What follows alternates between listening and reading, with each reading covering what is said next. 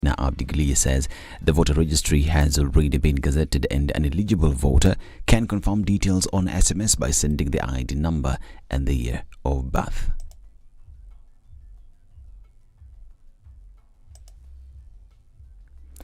IEBC Commissioner Justice Nyangaya, on the other hand, says Kenyans whose names are not in the registry won't be allowed to vote. Nyangaya says this will mean that they failed to verify the details early enough.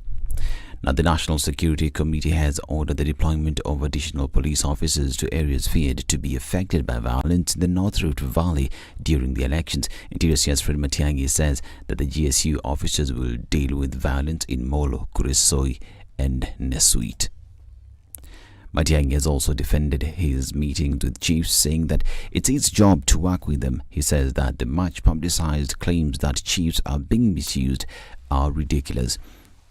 And President Uhuru Kenyatta has continued to ridicule the hustler statement being used by his deputy William Ruto, saying that it's incapable of developing the nation. Speaking during the launch of several projects in Kisumu County, Kenyatta said the country needs leaders with a vision to achieve development instead of false and baseless politics. Kenyatta further encouraged county governments bordering Lake Victoria to develop strategies that will see them benefit economically from the shipyard in Kisumu City. And Azimio campaigns took their camp in Kisii County, where aspirants linked the harsh economic times to corruption. Presidential candidate Raila Odinga said that he was in a better position to face off corruption compared to his competitor. These as UDA presidential candidate William Ruto continued to ask President Uhuru Kenyatta to stay out of politics. Speaking in Nyeri, Ruto also defended himself against accusations of disrespecting Kenyatta, saying he is the one who was provoking him. And the United States will pay the price if House Speaker Nancy Pelosi visits Taiwan during her Asia trip. This is according to China.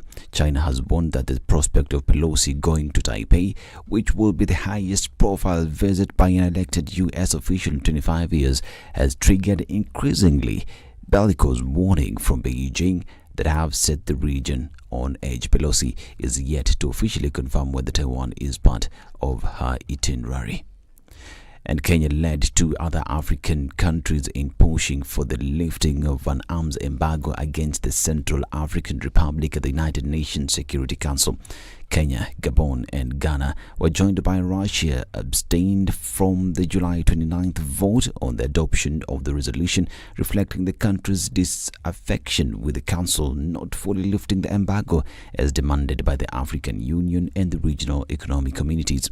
The Ministry of Foreign Affairs Principal Secretary Ambassador Macharia Kamau said the position taken by the African countries came as a response to the significant political progress made by CAR government and its need to equal the military means deployed by arms groups that have resisted the peace process. The African Union, the Economic Community of Central Africa States, ECOWAS, and the International Conference on the Great Lakes region have argued that the embargo disadvantaged the government in its fight against the armed groups which are illegally acquiring increasingly sophisticated weapons. And finally, Standard Media Group and the National Cohesion and Integration Commission have come together to sell and send the message of peace to all Kenyans out there.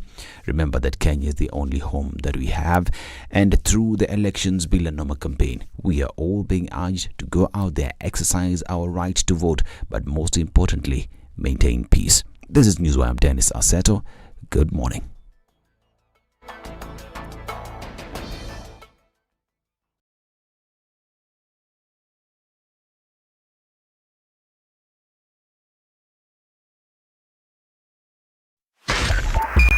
SpiceFM, Nyeri. The following takes place from 6 a.m. to 10 a.m. every weekday on SpiceFM. I hope you don't believe that a hustler is a poor person. Hustler is a person who is making a living through hard work. The group of leaders we are having now, Kenyans, listen, the chemical composition is the same.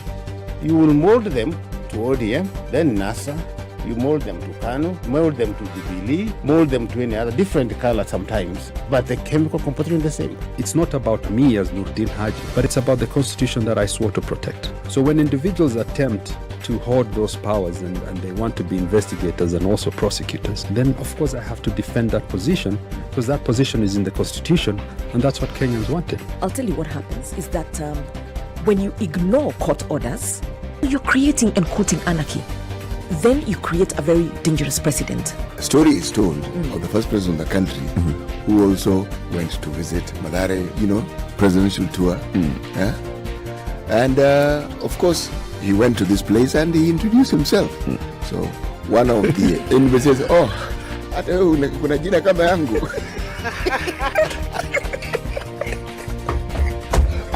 The Situation Room. All right. Kenya's biggest conversation. A bit of an issue on the exit coming off of Mombasa Road today, and that's on the expressway.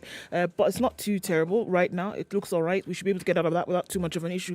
It's building up on Jogger Road, getting out towards Landis, which is free and clear right now. Kamkunji, a bit of a pickle there as you head out towards Haile Selassie.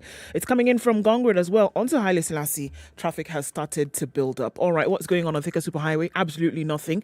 No traffic here at all, at least not for now. It's flowing really well as well on Kiambu Road. Let's look at it coming out of Westlands. That looks all right as well. James Gishuru onto Wayaki Way and then out towards Kuna Road, which then takes you onto the Red Hill Link Road. It's still early pickings. I think it's going to be a good day, but let's watch and see. And then let's talk on SpiceFM KE on Twitter. Keep things moving this Wednesday. Spice FM, Malindi.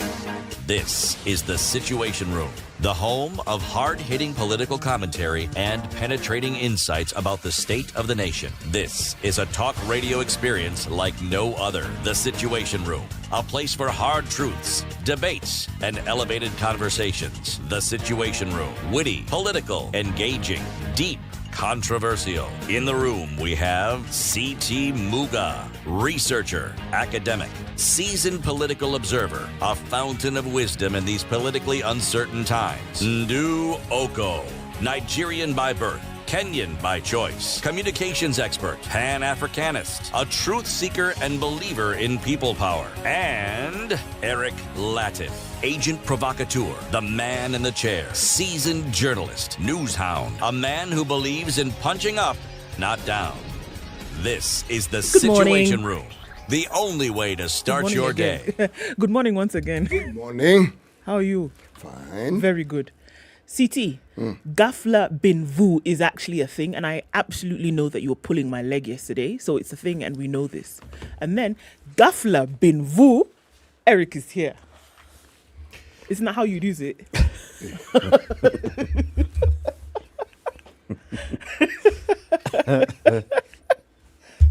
So there was a case. While you were away? Yeah? There was a case.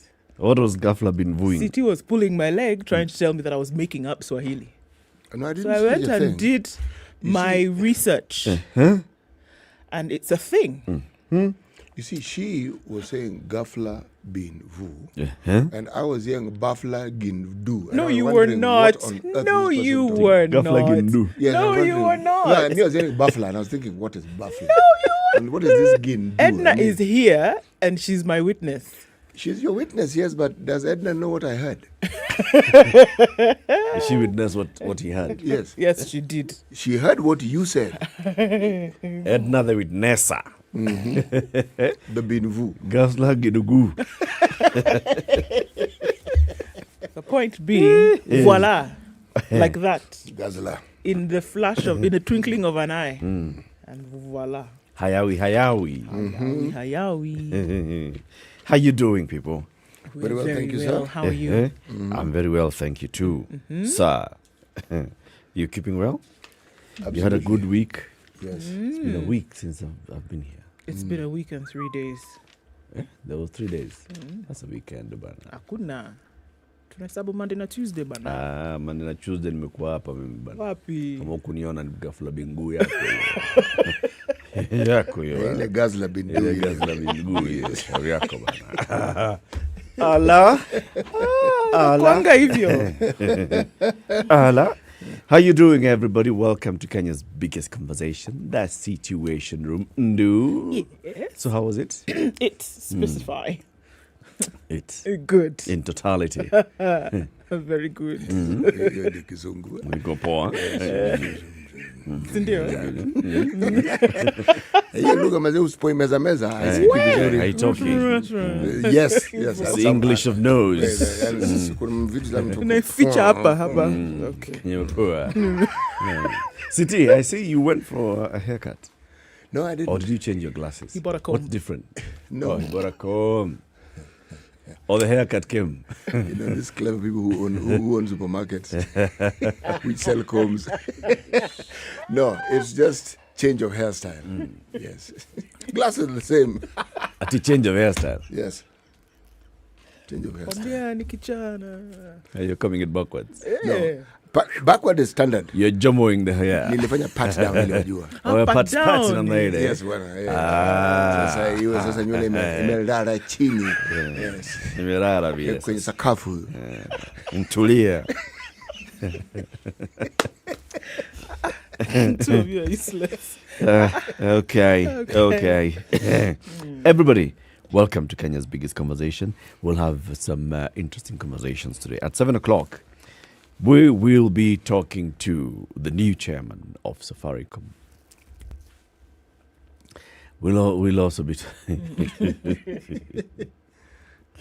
he's the chairman of ICDC. He's a former chairman of Kenya Pipeline. Yes. And he'll be here to talk about his experience now in public service, having come from the private sector, gone into public service. What's his thing all about the public service? What is it that they're doing, right? Yes. John Gumi joins us at 7 a.m. At 8 o'clock, we have a conversation about the Standard Chartered Nairobi Marathon. The 19th edition is coming up. And Standard Chartered's Head of Corporate Affairs, Brand and Marketing, Joyce Kibe, will be joining us. Come and talk about this year's Standard Chartered Nairobi Marathon. Remember last year, there was physical and virtual. Yes. It's going to be happening again this year. Physical and virtual. Okay. So will it be taking place on the ground or on up there? Up there is the Uhuru Classic. Yeah. Is Standard also going up there? They'll also be down here. They'll also be down here. Yes. And the virtual will be in the cloud. Okay. You do your thing, you record it, you send it, kind of thing, right? So she'll come to talk to us about that. And she'll also be joined by Mary Gakuo, who's a recreational runner, who will come and tell us about her experience running and why she enjoys running. And running. Okay. Do the thing. 583,996,897. Sort of looking at in terms of global numbers of COVID. Still at 6.4. That hasn't changed much in terms of global deaths, but still big numbers when it comes to people who have died from a particular disease, right? Probably some of the highest numbers that people see in the world. Now, let's look at what's happening in Kenya. 50 new cases from a sample size of 1,504. It's a good thing. Positivity rate has been below 5% for the last 18 or so days. So, yes, this is where you want the numbers to be. It's interesting because we're still in the throes of the quote-unquote Kenyan winter.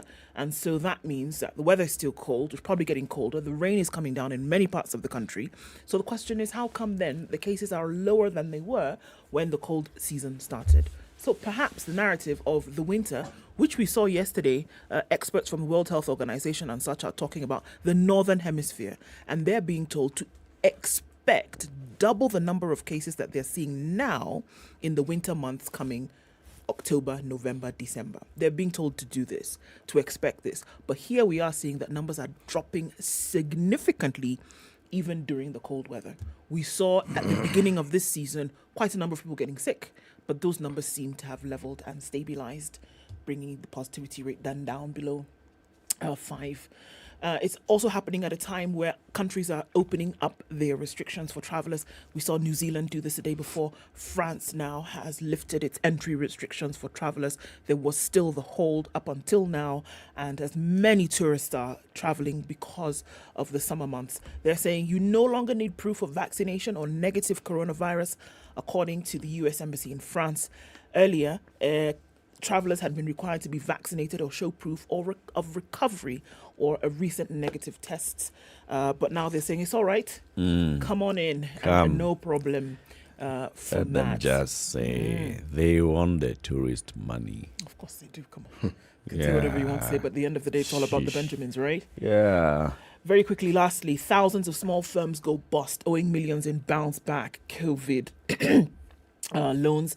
Looking at the UK specifically, and they're looking at 16,000 businesses that took a type of loan have gone under without being able to pay back the loan. And this was during COVID times. This is in which country? This is in the UK. Right? So 16,000 of those from the Freedom of Information request. This is a report that the BBC then got from them, and it was described as shocking by a former head of the Serious Fraud Unit. And they're saying that they've never seen this before. That 16,000 at a go during the period that this money was loaned, they've all gone bust and not been able to pay this money back because of the pandemic. £47 billion is the money that was handed out. £0 is the money that was returned. Okay. Wow. It's 16 minutes after 6. We are live streaming the show on SpiceFM KE, YouTube, Facebook, and where else? Everywhere else. www.spicefm.co.ke. Let's take this quick break, take a look at the weather forecast, as well as allowing you to tell us where you are locked in from this morning. We'll be doing our usual roll call soon after.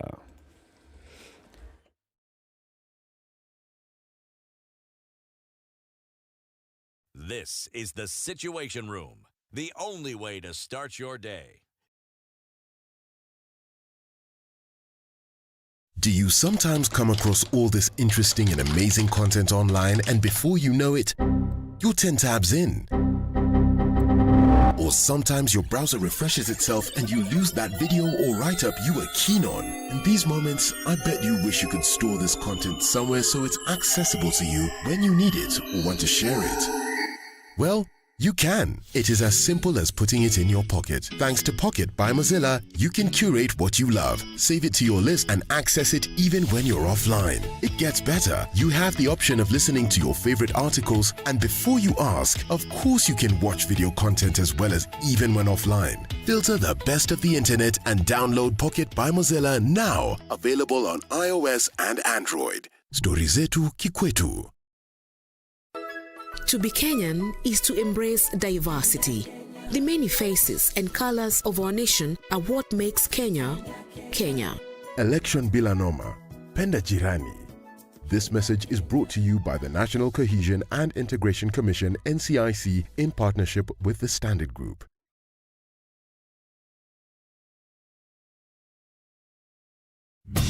Tunapozidi kuboresha sekta ya kilimo, tunakumbatia mbinu bora za kiteknolojia. Kwa wakulima wote, Standard Group PLC kupitia Farm Kenya itaandaa siku ya maonyesho ya kilimo ikiwashirikisha washikadau wa sekta mbalimbali. Maonyesho hayo yatazingatia kumudu ukulima na ufugaji ili kuboresha maisha nchini Kenya. Jiunge nasi katika uwanja wa Dumberi Stadium, kaunti ya Kiambu, kutoka tarehe 1 hadi 2 mwezi Septemba kuanzia saa 2 asubuhi.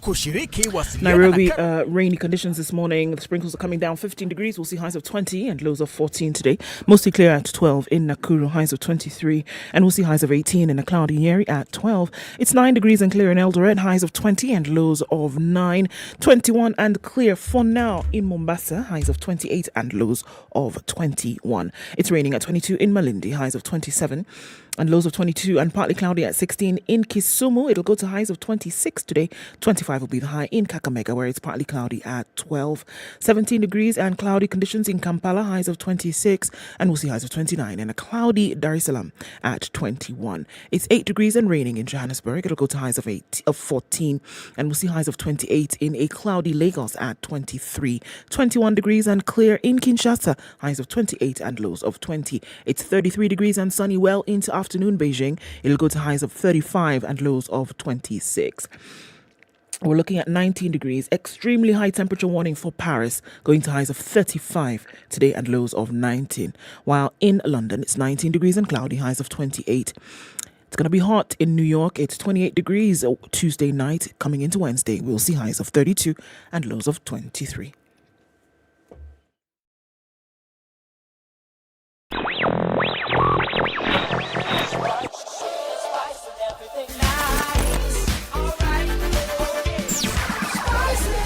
Spice up your life.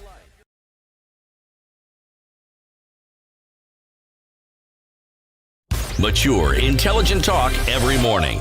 Spice up yourself.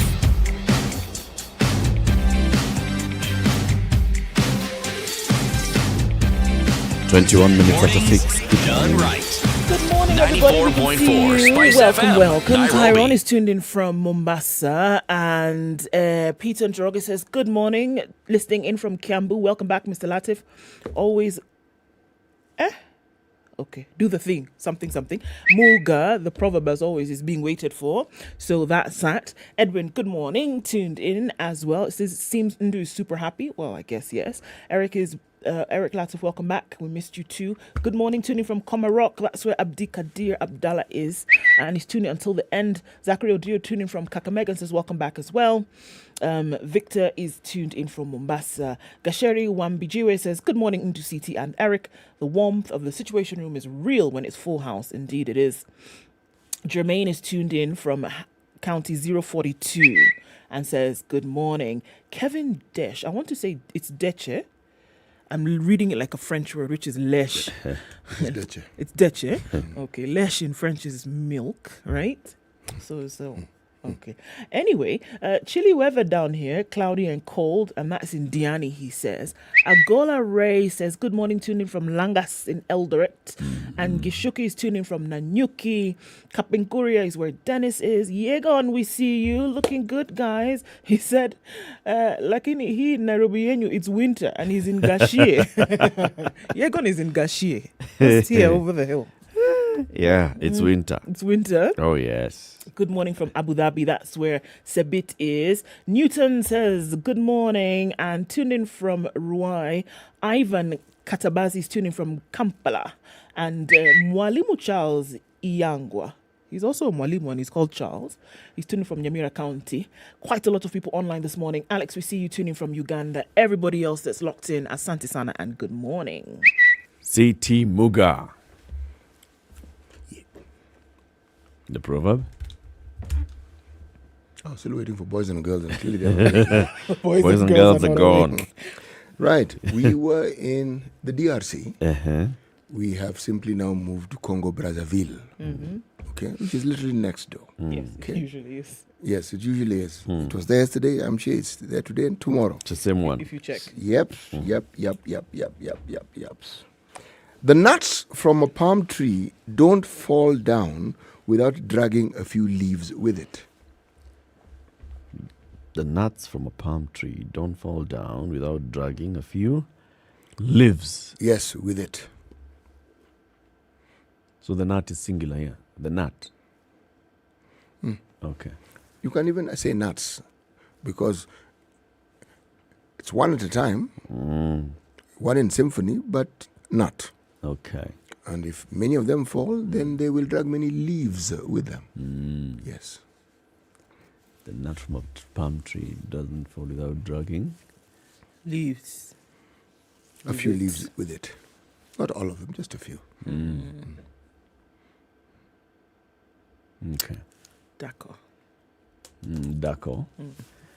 D'accord, that one. D'accord with a lesh. Touché. Let's look at the newspaper headlines. Good morning, www.standardmedia.co.ke. You want some premium content? There's some premium content online. What they're promoting today is this story when inhumanity crosses the red line, but fate has other ideas. It's about a story of a man who was about to burn his wife when 10. Read the story. www.standardmedia.co.ke, and you can save it in your pocket. What's a pocket, Ndu? So, did I tell you guys how I downloaded Pocket as well by Mozilla? And I've been able to store. So this podcast that I've been listening to is telling a really great story. It's a murder mystery. And so I've been listening to it when I can. But then I realized, okay, actually, I don't have to keep going to the site and finding it and then going to the episode. So I started on Pocket last week, Thursday, actually. And so I've been able to go to Pocket, pick up, and then it just tells me where it is that I left off. Been able to go and do that. And, some stuff for my research as well. I've been able to, store them away there. And it's really great because that's what Pocket allows you to do. Keep all this stuff. We saw with, Dr. Shege last week that, you can create these collections. And so I've actually started to create some collections there, stuff that I want to read, stuff that I want to, come back to later. So it's really great that you can do that. I was talking about it in reference to when you go to standardmedia.co.ke. You said Pocket by Mozilla.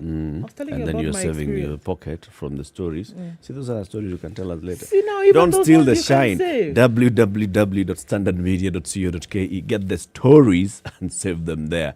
And also you can get Ndu's podcasts. And my collections. And her collections. Of poems. And poems. I don't do poems. Others referred to as an anthology. Poems. Tamthilia. Raining on my parade. And save them there. Okay. So, what story are you looking at in headlines? High stakes, the 10 big names to watch, according to the Standard today. The country goes to the polls to elect the next president in 5 days, focuses on the outgoing head of state, who is actively campaigning for his choice of successor, and 8 men and a woman who carry the hopes and fears of a nation. So that's what's being carried there. However, on page 4, and so I'm thinking you also see some of these polls carried on the front page of The Nation, which we can look at. But the story that pricks me a little bit is the abrupt school closure leaves students stranded. Matatu's hiked fares, leaving many learners stranded.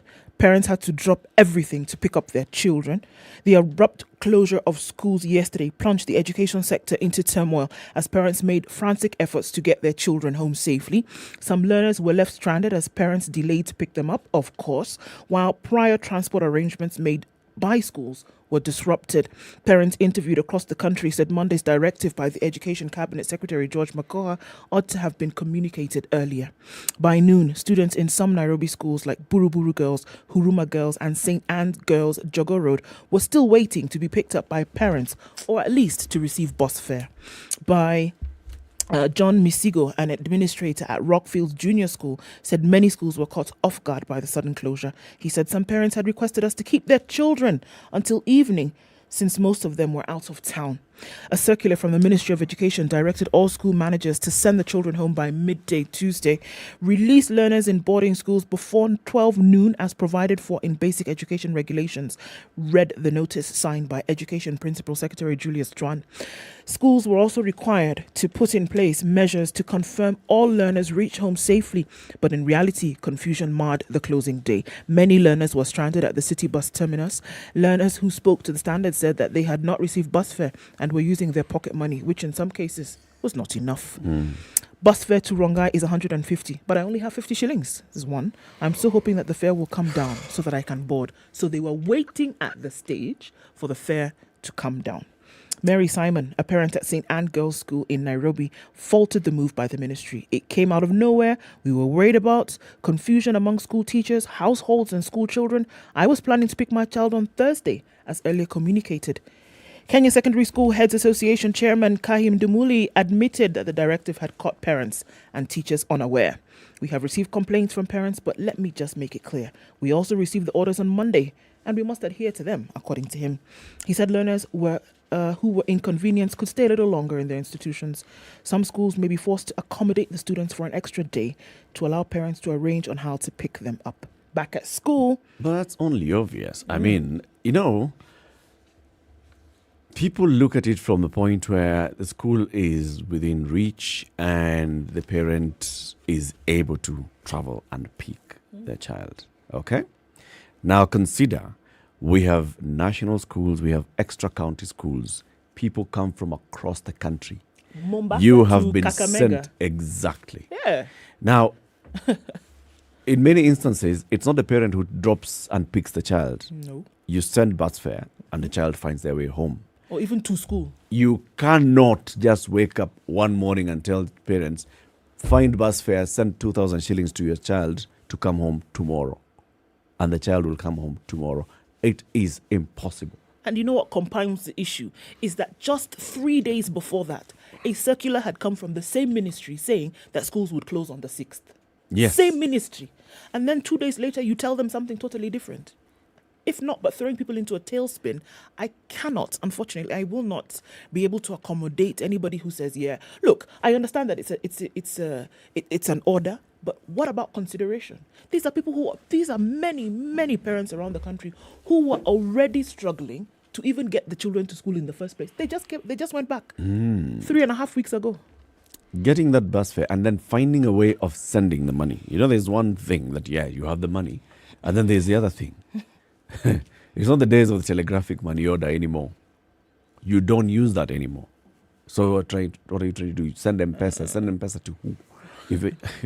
It's crazy. I'm saying they knew the election was going to happen. And it happens in schools. It's obvious. They should have scheduled it with the midterm, which we are around this time anyway. Do you know what schools had to do?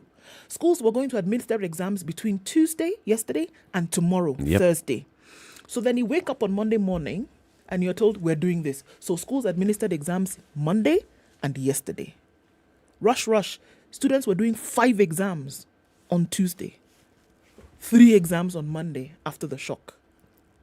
And then you say, okay, all of you, go home. It's all just too crazy. We'll discuss this in greater detail at 9 o'clock. Also want to hear from you. The parents who have had to find ways of getting their children back home.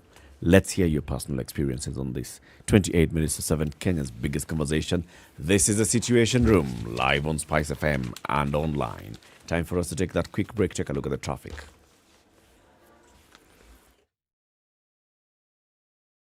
This is the Situation Room, the only way to start your day.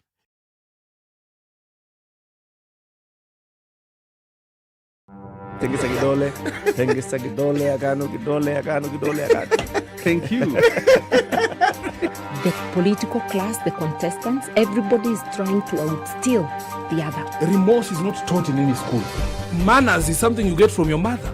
You don't get it from your political party. Why are we so unfocused as a country? Why are we spending money and resources, yet we have real challenges in this country? This coronavirus pandemic should teach us one thing, that universal healthcare is critical. Because at this point, whether you have a medical card that covers you, it doesn't matter. It doesn't matter. This is the Situation Room, the only way to start your day.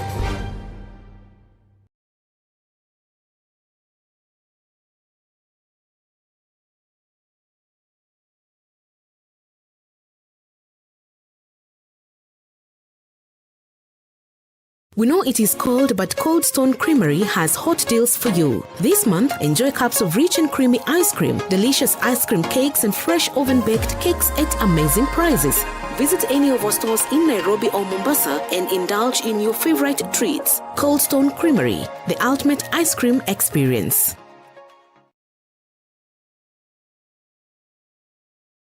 London Mulo and DJ Absolute. When the gang is together, you know it's Sugar and Spice. Great vibes, conversations, a lot of humor. I like to say we don't give an F, we give 3 Fs. You and I are in this relationship, so it is me to tell you who we are. When you ask a chick, how many guys have you been in? She's like, including you.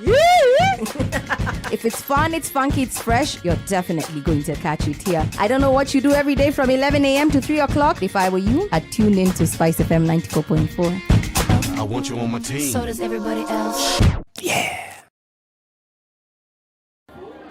Mama Kim, mambo poa. Niuzie toothpaste ile ya Power 3. We nawe, ati 3 nini? Toothpaste ya Power 3. Yani Aqua Fresh Gel. Aqua Fresh Gel. Hiyo ni gani tena? Wacha nikwambie. Aqua Fresh Gel ni dawa ya meno ya kipekee iliyothibitishwa na power ya 3-in-1. Piga mswaki mara 2 kwa siku na siri ya usafi wa mdomo, fresh breath, strong teeth na gums zenye afya bora. Tabasamu huanza na Aqua Fresh Gel.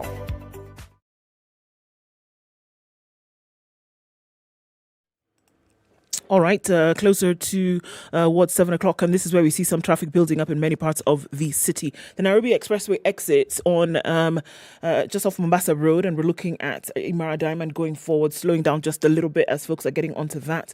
Langata Road is building up as you get to the interchange at the T-Mall. In the CBDs where you see most of the action right now, coming off the Thika Superhighway, nothing much. We're just seeing some movement around the Pangani underpass, and it's looking good on Kiambu Road. If you haven't left, now would be the time to do so. You might get stuck after 7. It's flowing freely on Limuru Road as well as coming out of Westlands. James Gishuru is the place to be right now because not much in terms of traffic. So if you're trying to get out, do it now. Coming on to Outer Ring, you're going to feed off from Lunga Lunga, Manyanja, Juja and Kangunda roads.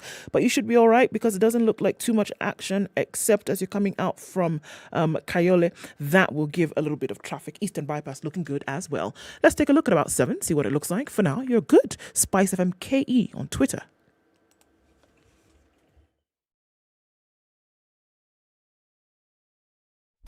Classic soul, R&B, smooth jazz, neo soul, and nostalgic ballads. Make some noise. Yeah! You're listening to Spice FM.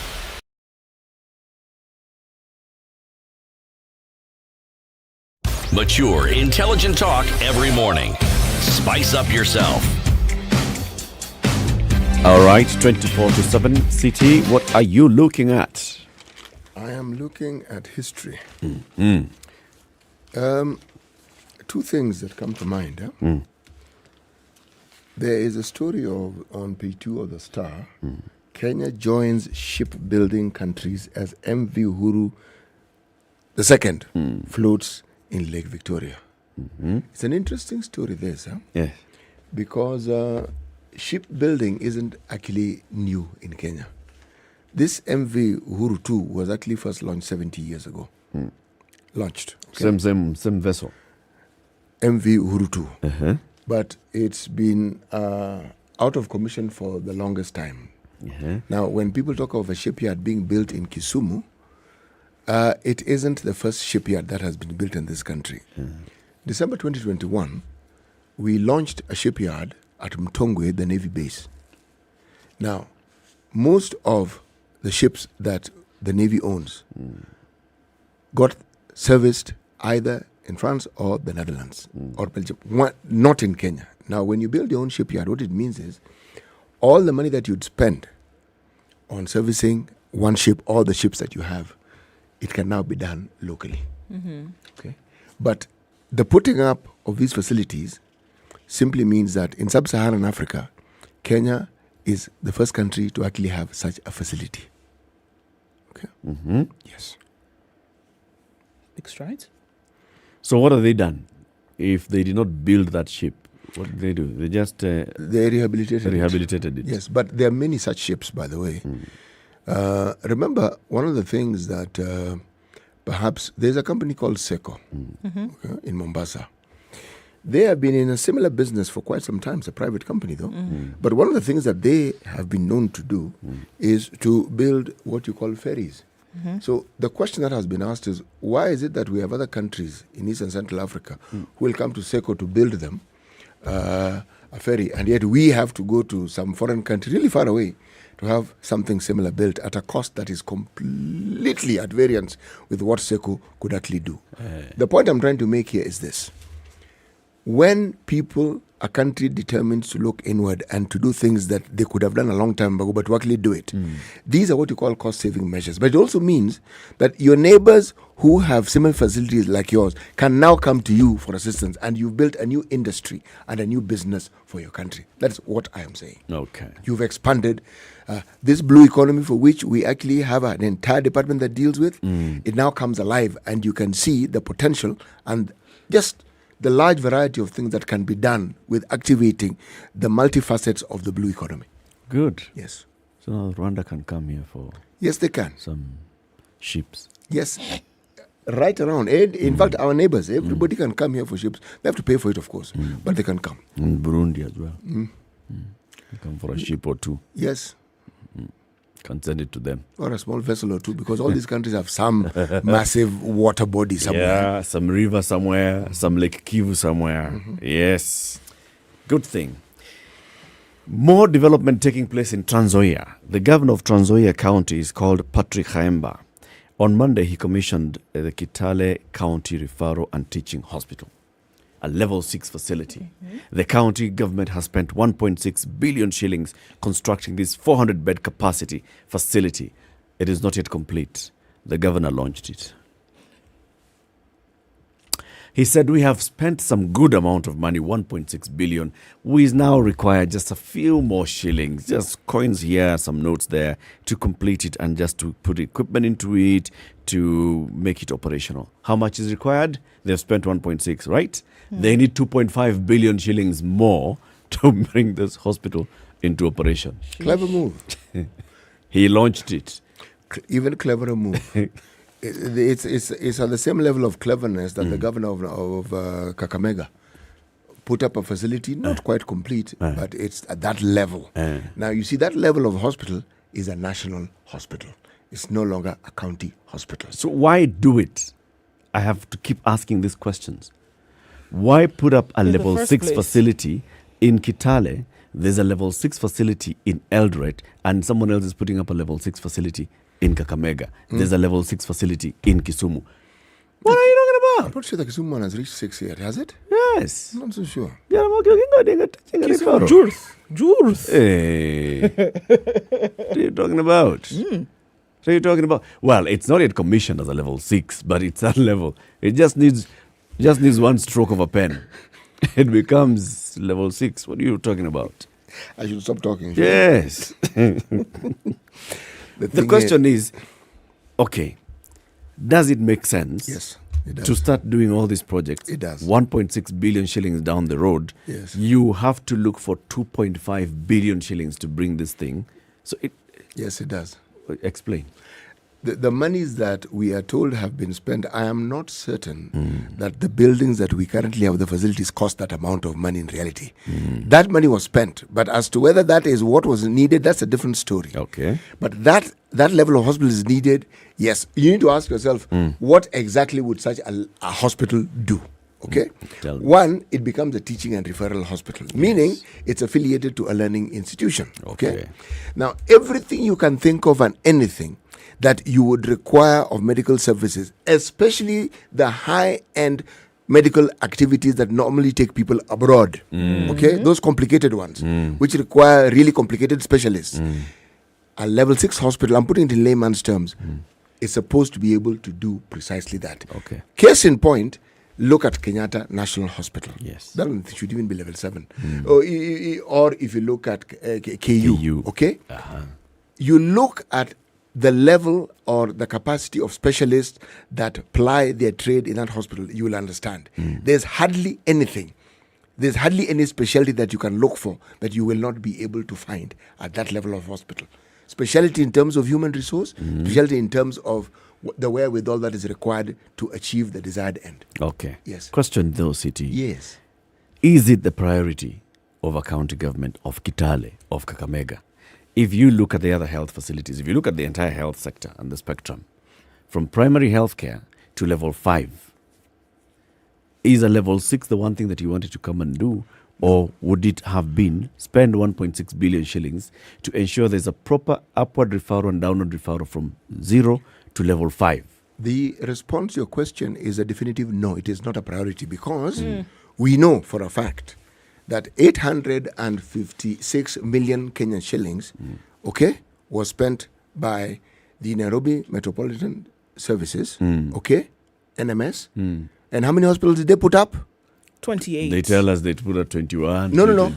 As of last week, it was 28. It was now 28. Yes. Right. And then... Those are numbers. Turnkey. It's actual. Remember, Eric has just come back to work today. You need to give him time. I have been to some up. of these facilities. Okay, I'm not talking now anymore about do they numbers exist? being told. Do they Facilities, are there structures? There are structures. My question. Are there structures? Do the there are facilities structures. exist? Are there structures? There are structures. I'm answering your question. Yes. Are there structures? Yes. Are there services? No. Not in all of these facilities. You're saying there's some facilities that the building exists, but there's nobody inside those facilities. There's no service that you're going there to get a service and you'll not get that service. There are no personnel who are running. There are personnel there, but you're not going to get a service. But it was confirmed by Dr. Luga here that what you're saying is partially true. In that, yes, they've had a challenge with commodities. There you go. Yes. And he explained why they have a challenge with commodities. They inherited a debt. KEMSA will not give them more drugs until certain debts are paid. He actually said, yes, it is true. There are places you will go to and you will not be able to get... That they're paying their debt while having to service these facilities simultaneously. Right? From the same budget. They're not getting additional funding or anything like that. So they're paying off the debt while having to do these things. They're hoping that as they continue to pay the debt, that then they will have an opportunity to then, do much better when it comes to service. Anyway, my biggest doubt is not on the existence of this. My biggest doubt, and the Director General of NMS is coming in tomorrow, Lieutenant General Buddy himself, is on this figure they tell us, less than 1 billion shillings for all those facilities. Until the day the Auditor General says, yes, I have confirmed. I will always take it to the pinch of salt. You remain doubting, Thomas. Oh, yes. Actually, facilities there, yes. Constructed there, yes. There, yes. 800 and or less than 1 billion shillings. I wait to see. I personally would have the same view as you if they were telling us that the cost was more than what we are hearing. If the cost is less, but turnkey projects, then the question is, so what on earth have these people been spending billions of shillings? What have they been doing with the billions? And are they telling us that one party is not telling us the truth about the cost and that the other one actually is? To answer your question again, are they priorities? The answer is no.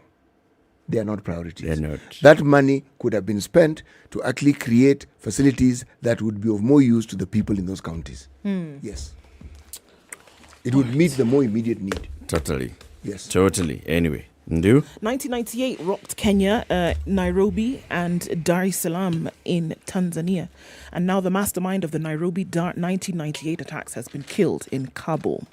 On the 7th of August 1998, more than 240 people were killed when two nearly simultaneous truck bomb explosions, one at the United States Embassy in Dar es Salaam, Tanzania, and the other outside the United States Embassy in Nairobi. 3 suspects, Ahmed al-Zawahiri, Saif al-Adel and Osama bin Laden, were named as the masterminds of the 2 deadly attacks on the 2 East African capitals. The 3 remained at large until Osama, the leader of Al-Qaeda, a terrorism group formed in Pakistan, was killed in 2011. And on Saturday last week, Zawahiri was also killed in a U.S. drone attack. The death of Zawahiri, an Egyptian who was killed as he sheltered in downtown Kabul, Afghanistan, will likely bring back memories of the ordeal of nearly 2.5 decades ago that left many Kenyan and Tanzanian families scarred for life. To date, the whereabouts of Al-Adel remain unknown, with Osama and Zawahiri having been killed in attacks for which the U.S. claims responsibility. Zawahiri met his death while on a break from a war field, during which he sought to reunite with his family, according to the U.S., moments after the incident. And according to a statement from U.S. President Joe Biden, from the White House, I authorized a precision strike that we remove him from the battlefield once and for all. A senior administration official told U.S. media that the terror suspect was killed in what was described as a precise, tailored airstrike with 2 Hellfire missiles. My goodness, they're called Hellfire missiles. President Biden further revealed that the drone strike was conducted following a series of meetings that took weeks before his cabinet and advisors. At the time of the drone strike, there were reportedly no American personnel in Kabul, Afghanistan. Zawahiri died at the age of 71, had been picked as the leader of Al-Qaeda following Osama's death in 2011. Osama was killed in a fortified complex of buildings that will probably be built as a hideout in Pakistan.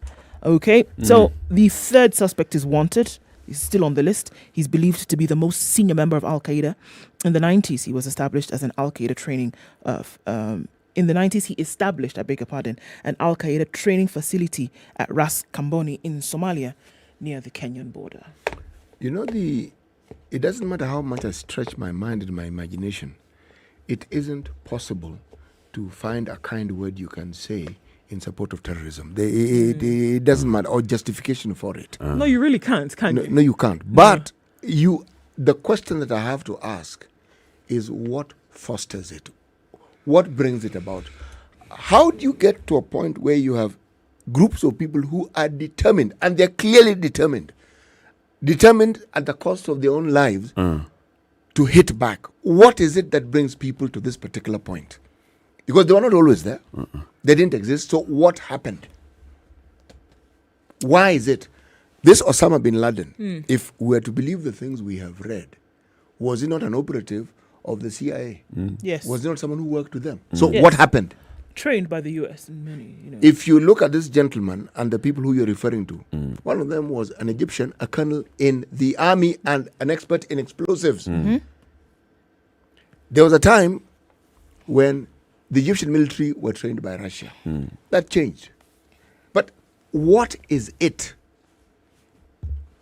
Remember, when you talk about terrorism, people think that it's some brown-skinned individual who comes from the Middle East who must bring about terrorism. But I think if you look at the world we live in now, that notion may have changed. You have homegrown terrorists whose quarrel is with their government. It has nothing to do with religious beliefs or whatever standing. It's just that. What gets people to the point where they feel their lives don't matter, but they must take as many lives as they possibly can with them to make a point? Starts with power. The very core of it is power. And then there's a disagreement over power. And then there's branding of people who disagree. And it goes south from that point on. Negative branding. Yep. Goes south from that point on. So there is dissent. And because you are dissenting, you're called a dissident. And then next to that, you're called a terrorist. And blast, that's it. The life mission of those against you are to hunt you down. And your life mission is to inflict as much pain and damage into their leadership as possible. Just goes all the way south. Horrible. You know, I've often looked at the Western world and their foreign policies and how it is at a time when we had the Cold War and the period before it, when there was this so-called fight against communism. Okay? And in the fight against communism, more so in Latin America, more than any other country, they supported some tin pot dictators who did horrible, horrendous things to their people. But they supported the Western view of life, and they were a buffer against communism. Now, you tell me, when you look at the West and the push they have, and this mantra that we keep hearing about open societies and democracy,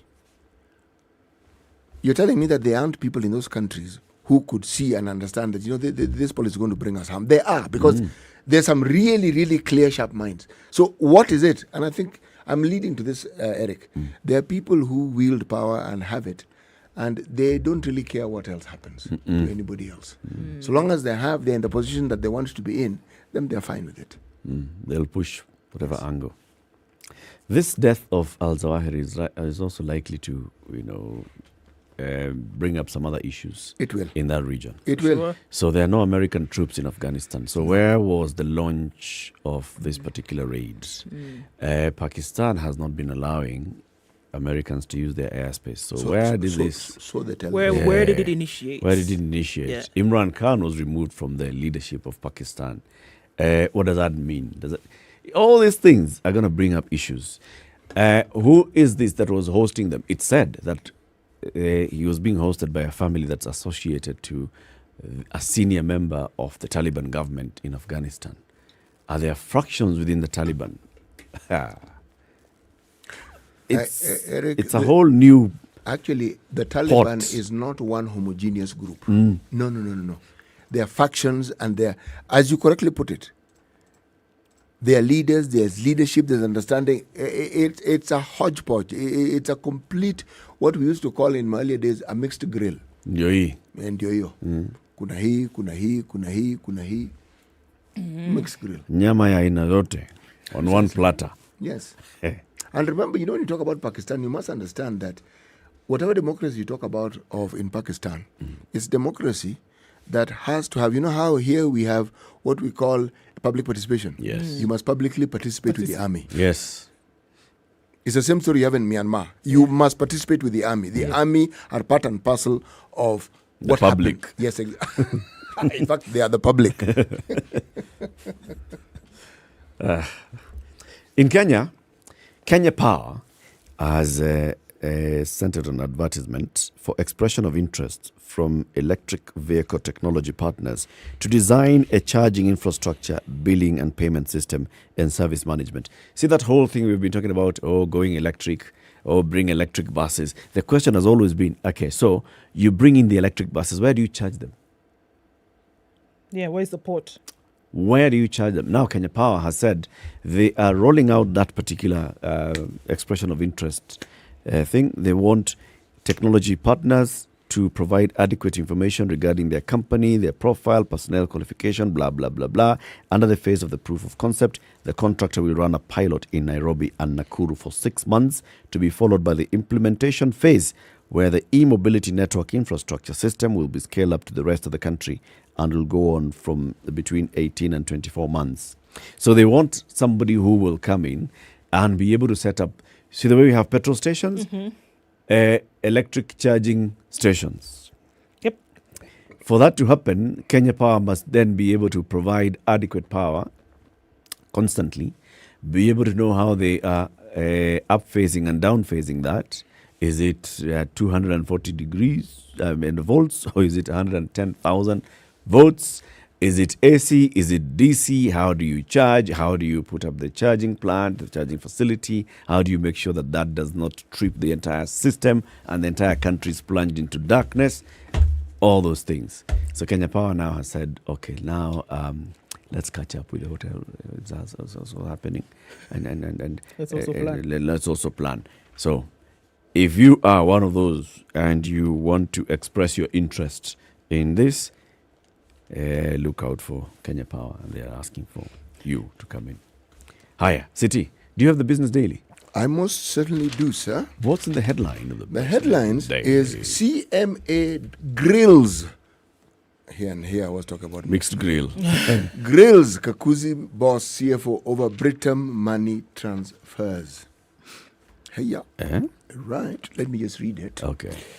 The Capital Markets Authority has questioned the Chief Executive and Finance Director of listed food producer Kakuzi over allegations of shifting profits abroad and conflict of interest by its majority shareholder, Camellia PLC. Remember, this name came up when we were talking about avocado, then export, and then workers not being treated right or wrong. Remember the name came up? Yeah. And we heard that Camellia was the one. Okay. Kakuzi, CEO, Christopher Flowers. Nice. That's his name. Okay. Finance Director, Ketan Shah, and General Manager in charge of Finance, Benjamin Okireng, have been contracted by the CMA in recent days. Not contracted. 3 sources familiar with the probe told the Business Daily. The CMA says it's probing contracts between Kakuzi and its parent company, Camellia PLC, amid allegation of conflict of interest. Issue here is a simple one. Make money in Kenya, money goes abroad. Now, I find this story a bit confusing. Confusing in this sense. What are the rules and regulations about companies that are foreign owned or have foreign owners but have a local incorporated subsidiary? What is it that are the guiding rules and principles about the profits that they make? What is it that they're allowed to take out and what is it that they're allowed to keep in? Okay? Now, here I am reading this story because Kakuzi declined to comment on the matter. Okay? That's what it says. But as for the details of what it is that one must expect or what should happen, one doesn't hear of it. What one hears of that, minority shareholders complain that they're sometimes locked out of the board, which is controlled by the British company. Now, local shareholders, you must ask me, who are the local shareholders? Let me just read so that you understand. Local as in Kenyans. All right? 50%, rather 50.7, which is the majority share, is owned by Camellia PLC. The gentleman called Kibunga Kimani, 32.34%. Stanchart, 2.19%. GH Kiuge and Sons, 1.22%. Kakuzi Neighborhoods, 1.11%. Others, 12.44%. Eric, that thing of ours, did we buy shares in this thing? We need to become some nominee. Right. Stanchart nominee, blah, blah, blah, blah. 5% of Kakuzi. All right, so... and we'll kick them out Yeah, anyway. okay. So these are the issues that are coming up here, but there is an absence of clarity. On what exactly happens. Yes, exactly. Anyway, we'll talk. We'll see as the days unfold. Let's hear the news now. 8:07 a.m. A very good morning to you, SpiceFM. Spice up your life.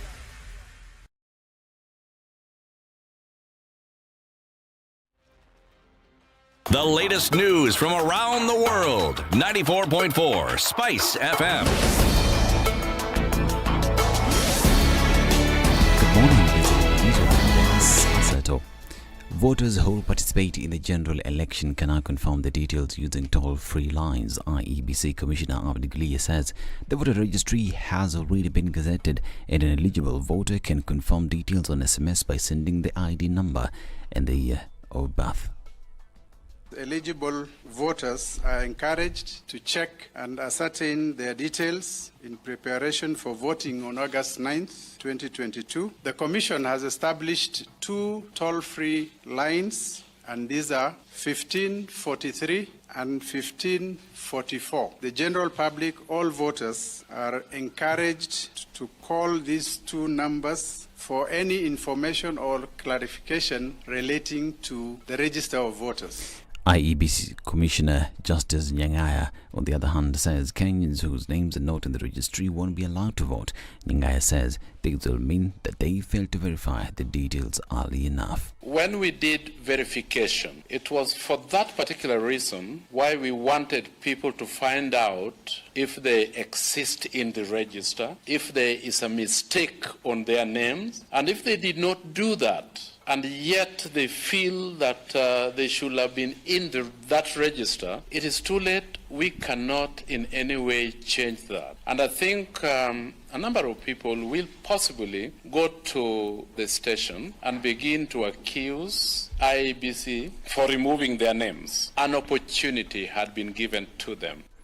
The National Security Committee has ordered the deployment of additional police officers to areas feared to be affected by violence in the Rift Valley during the elections. Interior CS Fred Matiang'i says that the GSU officers will deal with violence in Molo, Kuresoi and Nesuit. We are here to assure the country and assure all residents of Rift Valley that we are fine. Rift Valley is secure, it's quiet. We don't have evidence of anything that should worry anyone here. We have teams on the ground that have been working here for a long time. We are collecting intelligence in real time. That's why we were able to very quickly arrest 8 suspects in connection with the circulation of the leaflets. Matiang'i has also defended his meetings with chiefs, saying that it's his job to work with them. He says that the much publicized claims that chiefs are being misused are ridiculous. I have seen some of these politicians warning me against meeting chiefs and so on. It's like warning the Minister for Health against meeting doctors. So who do you want me to meet? Every single national government policy that we are pushing at the grassroots level, we are working with the chiefs. 100% transition, the war against gender violence and FGM. Now the triple threats, the surging numbers of HIV/AIDS and so on. We are working with the chiefs. Now, who am I supposed to meet if I'm not meeting the chiefs and I'm not meeting the county commissioners? It's frustrating and unfortunate that those who are saying those things are actually supposed to be leaders. But I have asked my colleagues, all chiefs across the country, ignore these people. We are not politicians. And President Uhuru Kenyatta has continued to ridicule the houseless statements being used by his deputy William Ruto, saying that it's incapable of developing the nation. Speaking during the launch of several projects in Kisumu County, Kenyatta said the country needs leaders with a vision to achieve development instead of false and baseless politics. Whereas I have no problem with hustling, it must be as a step towards something that is greater. But when you want to limit yourself and something and promoting a culture and a way of thinking that does not encourage, I think you're taking this country down the wrong lane. Lakini, anyway, one day mutaona vile nitasema tu, lakini please, let us be focused.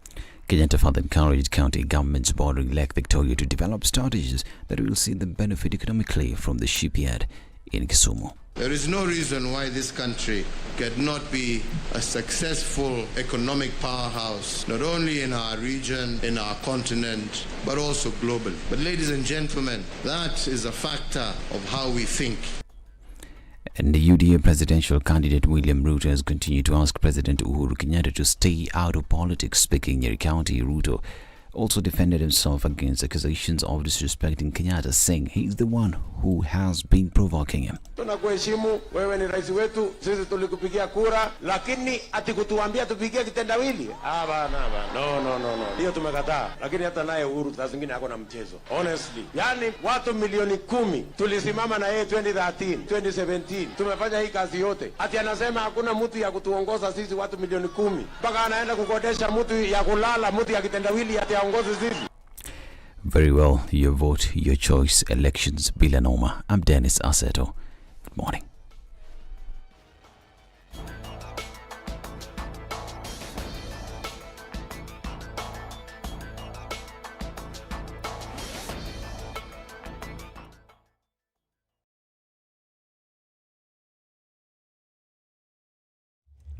All right, a few minutes after 7 o'clock, and we're looking at traffic having built up on Jogo Road. In and outbound traffic is quite something right now as you're going past the train station out towards Landis, which is also picking up at that Kamkunji roundabout. We'll see some traffic on Haile Selassie, and it's also doing the thing on the Thika Superhighway, coming out from that junction of Outer Ring, some coming in well in from Kiambu County, and still Thika Road is already packing up. It's also doing the same thing on Kiambu Road. In and outbound traffic has started to tell a story. James Gishuru, not looking too bad right now, but just at that junction as you connect with Wayaki Way, we're getting out towards the Red Hill Link Road with some traffic, but again, still slim pickings, at least for now. Let's keep an eye on things and see what it looks like in a short while. SpiceFM KE on Twitter. Let's keep things moving.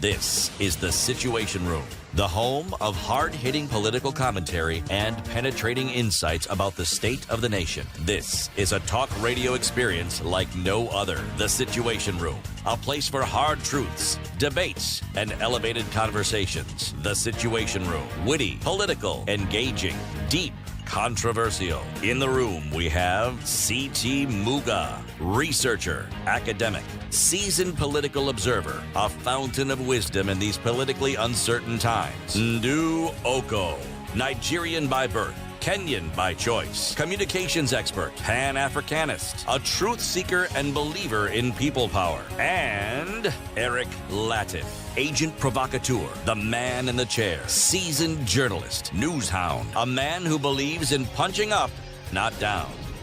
This is the Situation Room. 7. This is Kenya's biggest conversation. We are live on SpiceFM. We are also live streaming the show on SpiceFM KE on YouTube and Facebook and www.spicefm.co.ke. Before we welcome our guests into the show this morning, let us hear the day's proverb, CT. Yes, we were in Congo DRC for the past 3 days. 2 days, Monday and Tuesday and Friday last week. And today we are in Congo Brazzaville, the other Congo. The nut from, let's pluralize it. The nuts from a palm tree don't fall without dragging a few leaves with them or with it. It doesn't just fall. It'll come with. It comes accompanied. It's nut from a palm tree doesn't fall without dragging a few leaves with it. Okay. And the nut here is the important bit. I'm not really certain. This is the thing about Proverbs. You see, why bring in the leaves if the leaves don't have an importance? And then when it falls down to the earth, we know what that portends, isn't it? Yeah. Yes. But maybe because you're all part of the same branch, that if one part of it falls off, that the rest of it will come as well. It tends to. Yeah. The thing about Proverbs. The nut is the important bit here in this particular proverb because it's the one that then brings down others. We don't talk about the leaf does not come down without bringing down the nut or making the tree fall. It's why focus on the nut? The writer of this particular proverb clearly had an affinity for nuts. Yes. Because somebody else could have said, the leaves accompany the nut as they're on its way down. In the wording of this proverb, there's something they're saying about the nut, the tree, And the leaves. And going down. I'm inclined to agree with you, Eric. Yes. John Gumi joins us in the Situation Room again this morning. He's been here before. John Gumi is the chairman of ICDC. He's a former chairman of Kenya Pipeline Corporation. He sits on several other boards, the board of Kenya Airways. He recently joined the board of Safaricom. He has also done several other things in the public sector after retiring from the private sector. John, welcome to Kenya's biggest conversation again. Asante sana. Welcome to the hot seat. Yes, I even came armed with my sweater and only to realize that it is the hot seat. You don't need the sweater. I don't need the sweater. Good. At least to observe your own brief to come in here.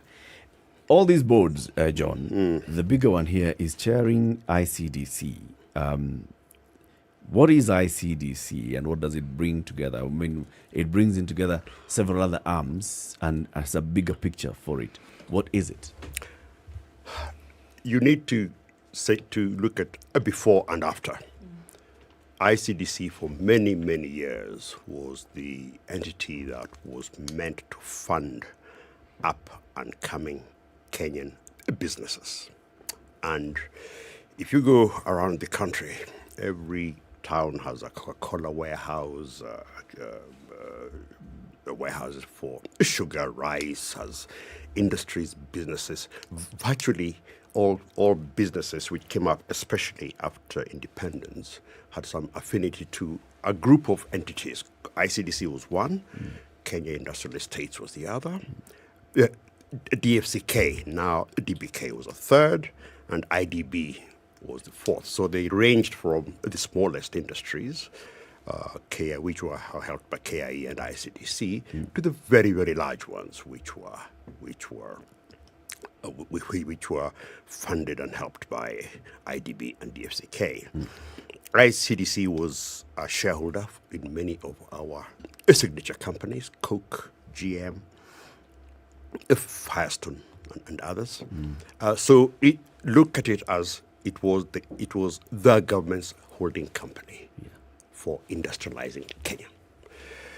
A couple of years ago, the president had this burning desire to try and realize Kenya's ambitions to use its location and its people and its infrastructure to maximum effect by making this country the location of choice for people either wanting to manufacture and trade into Africa or sell and buy into and from Africa. And there are certain things that that don't make sense. If you have a railway goes from somewhere to somewhere. Not to nowhere. It has to have somewhere it starts. Yeah. That's why a railway and a port are complementary, whether the port is inland or out. So, and if you look at our history, we had an entity called East African Railways and Harbours. Yes. So did South Africa, and countries like Germany and France have that unified railway, road, and port infrastructure. Indeed, our own acts of parliament recognize that. The Act of Parliament governing Kenya Railways specifically has mentioned Kenya Ports Authority as a company with which it will work, help each other, and the CEO of KPA is on the board of KRC. And likewise, the KPA Act has the same, and the CEO of KRC is on the board of KPA. Of KPA. So the idea was to try and actualize the benefits that come from running these entities closer together. whether it's economies, whether it's efficiency especially. You want, at the end of the day, to unload the cargo onto the rail, onto the end user, as efficiently and as seamlessly as possible. Where did Kenya Pipeline come in? Kenya Pipeline is the largest user of the port by virtue of the product. And in fact, I think it is tomorrow or the day after, the president is commissioning a Kipevu terminal, which is a joint effort between KPA and Kenya Pipeline. So if you take those three entities, there is a natural fit which we have not used. And the whole point was to bring them together and start realizing those benefits. Now, you can do it either by going to Parliament and going through a very long and tortuous process, which we will probably have to go through eventually to merge the entities, or you can find a way to make them work together through a quasi coordinating body. That's what ICDC became. So what happened is that ICDC was stripped totally of all its assets. Those were transferred to an entity called Kenya Development Corporation, which also, Kenya Development incorporated all the assets of ICDC, people, liabilities, assets, everything, and also took on Tourism Fund, Tourism Finance Corporation, and IDB. So ICDC was now left to working under Treasury to try and start making these entities work together. And that's why the chairs of those bodies plus others are on the board of ICDC. So in a nutshell, it is our hybrid attempt to emulate what other countries have done, what we had done when we were East Africa, and hopefully it is a template that we will use either to have these sector entities, so to speak, work together, or perhaps eventually come up with the Holy Grail, which was the Government Investment Corporation, which was mooted in the Isaac Awondo report of 2013. Does that make it clearer, or are you even more confused? No, it does actually make it a lot clearer, because now I can see it's bringing together these giant infrastructure entities. Correct. Infrastructure and logistics. It's very important term, infrastructure and logistics. And now having them to work seamlessly or harmoniously. Now, the issue, though, is these are separate entities established by separate acts of parliament, and those acts of parliament do not mention this new umbrella body. So how do you, as chair of ICDC, then impact the operations of Kenya Pipeline, of Kenya Railways, of Kenya Ports? It's a work of art. You're right, that role doesn't exist in law. The entities report from a ministerial oversight perspective to the Treasury. So what the idea was and is that ICDC reports to the Treasury, and the Treasury, in a sense, subcontracts the coordination, not ordering. We do not direct them, but because the board chairs are in one room, because they all report ultimately to the Treasury, because the Treasury is also in ICDC, and because the Treasury, by virtue of the power of the purse, is able to direct people, that's the way it's done. It's not the cleanest way. As I said, ultimately what will be clean would be to go to Parliament and create a holding company, which the GIC had intended to become. But we work with what we have. Start somewhere. Yes. And move. Well,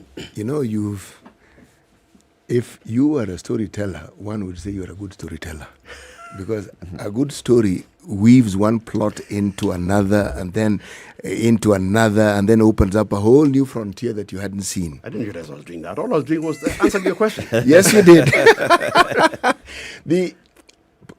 You were chairman of Kenya Pipeline Corporation. Was it Company. I don't know why you people keep calling it corporation. All right. Sounds nice. Kenya Pipeline Company Corporation. Yeah. Now, you were chairman for 2 terms. For almost 2 terms. Okay. A term is what, 3 years? 3 years. All right. Now, what we would like to know is, tell us about the challenges. We never get to hear challenges that organizations have. Rarely do we hear of successes, because if it's a government parastatal, the successes tend to be few and far between. Now, when you were chairman of Kenya Pipeline, highlights of what you found challenging and highlights of what Kenya Pipeline was able to do so that Kenyans can look at and say, oh, you mean it is Kenya Pipeline who did this? Very good. Let me start with a positive. Because when I listen to your program and programs such like them, I get a sense of almost unending criticism, cynicism, attacks on public servants, public sector, and others. I mean, it just comes through every day.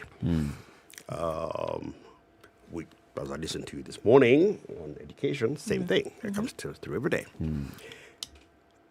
The most amazing thing about the Kenyan public sector is the quality of people in it. Even when I was in banking, we knew that if you wanted to get the best trained people, hire them from government. Government has trained a manpower like we have no other in Africa in terms of quality. In terms of quantity, Kenya, Zimbabwe, and Nigeria are the biggest. And Nigeria, of course, is biggest. But in terms of quality, the Kenya government has spent a fortune. Please just look at those budgets of these parastatals at state, and you'll be amazed. Talk to your friends who are in government, and they'll tell you they've been to university of this for a master's. So very high quality. Now, quality is nothing without output. And again, what came out very strongly, and it's something that we don't see, is that people actually do take pride in their work. They do want to do a good job. But generally speaking, the tone tends to be set from the top. But the best thing that came to me was that we were not dealing with it's not a monster that has run amok. It's people who really do want to do a good job and do it well. And they get proud if the institution is doing well. Now, when I joined Kenya Pipeline, it was in the midst of a major project, the second largest project after the SGR. That was the Nairobi Mombasa Line 5 pipeline. And it was also undergoing its own ructions. Let's say that all the things that we read about, the challenges of running of heading a parastatal, I have to be careful. Running is the CEO's job. Of heading a parastatal were evident there. The cliques, the people captured by various business forces, the fierce fights for tenders, the allegations of favoritism and tribalism, and so on and so on and so forth. Let's just say that one had to take a decision. Do you go and, be like, when in the old Mercedes-Benz cars, there's a star at the front.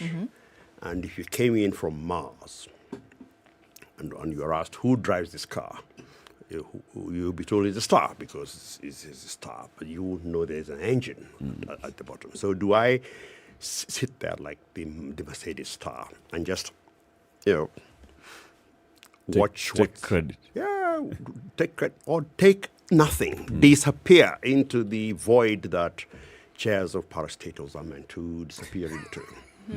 and sign off and go on? Or do I take an active interest, trying to navigate as carefully as I can the dividing line between operations and oversight, and also using the tools that the State Cooperation Act has given? I have a favorite, Section 15(1), which says that the Board of Directors is accountable for the performance of the parastatal. It's a very good catch-all, which allows one to do things and to use it as a clock to shield oneself from attacks.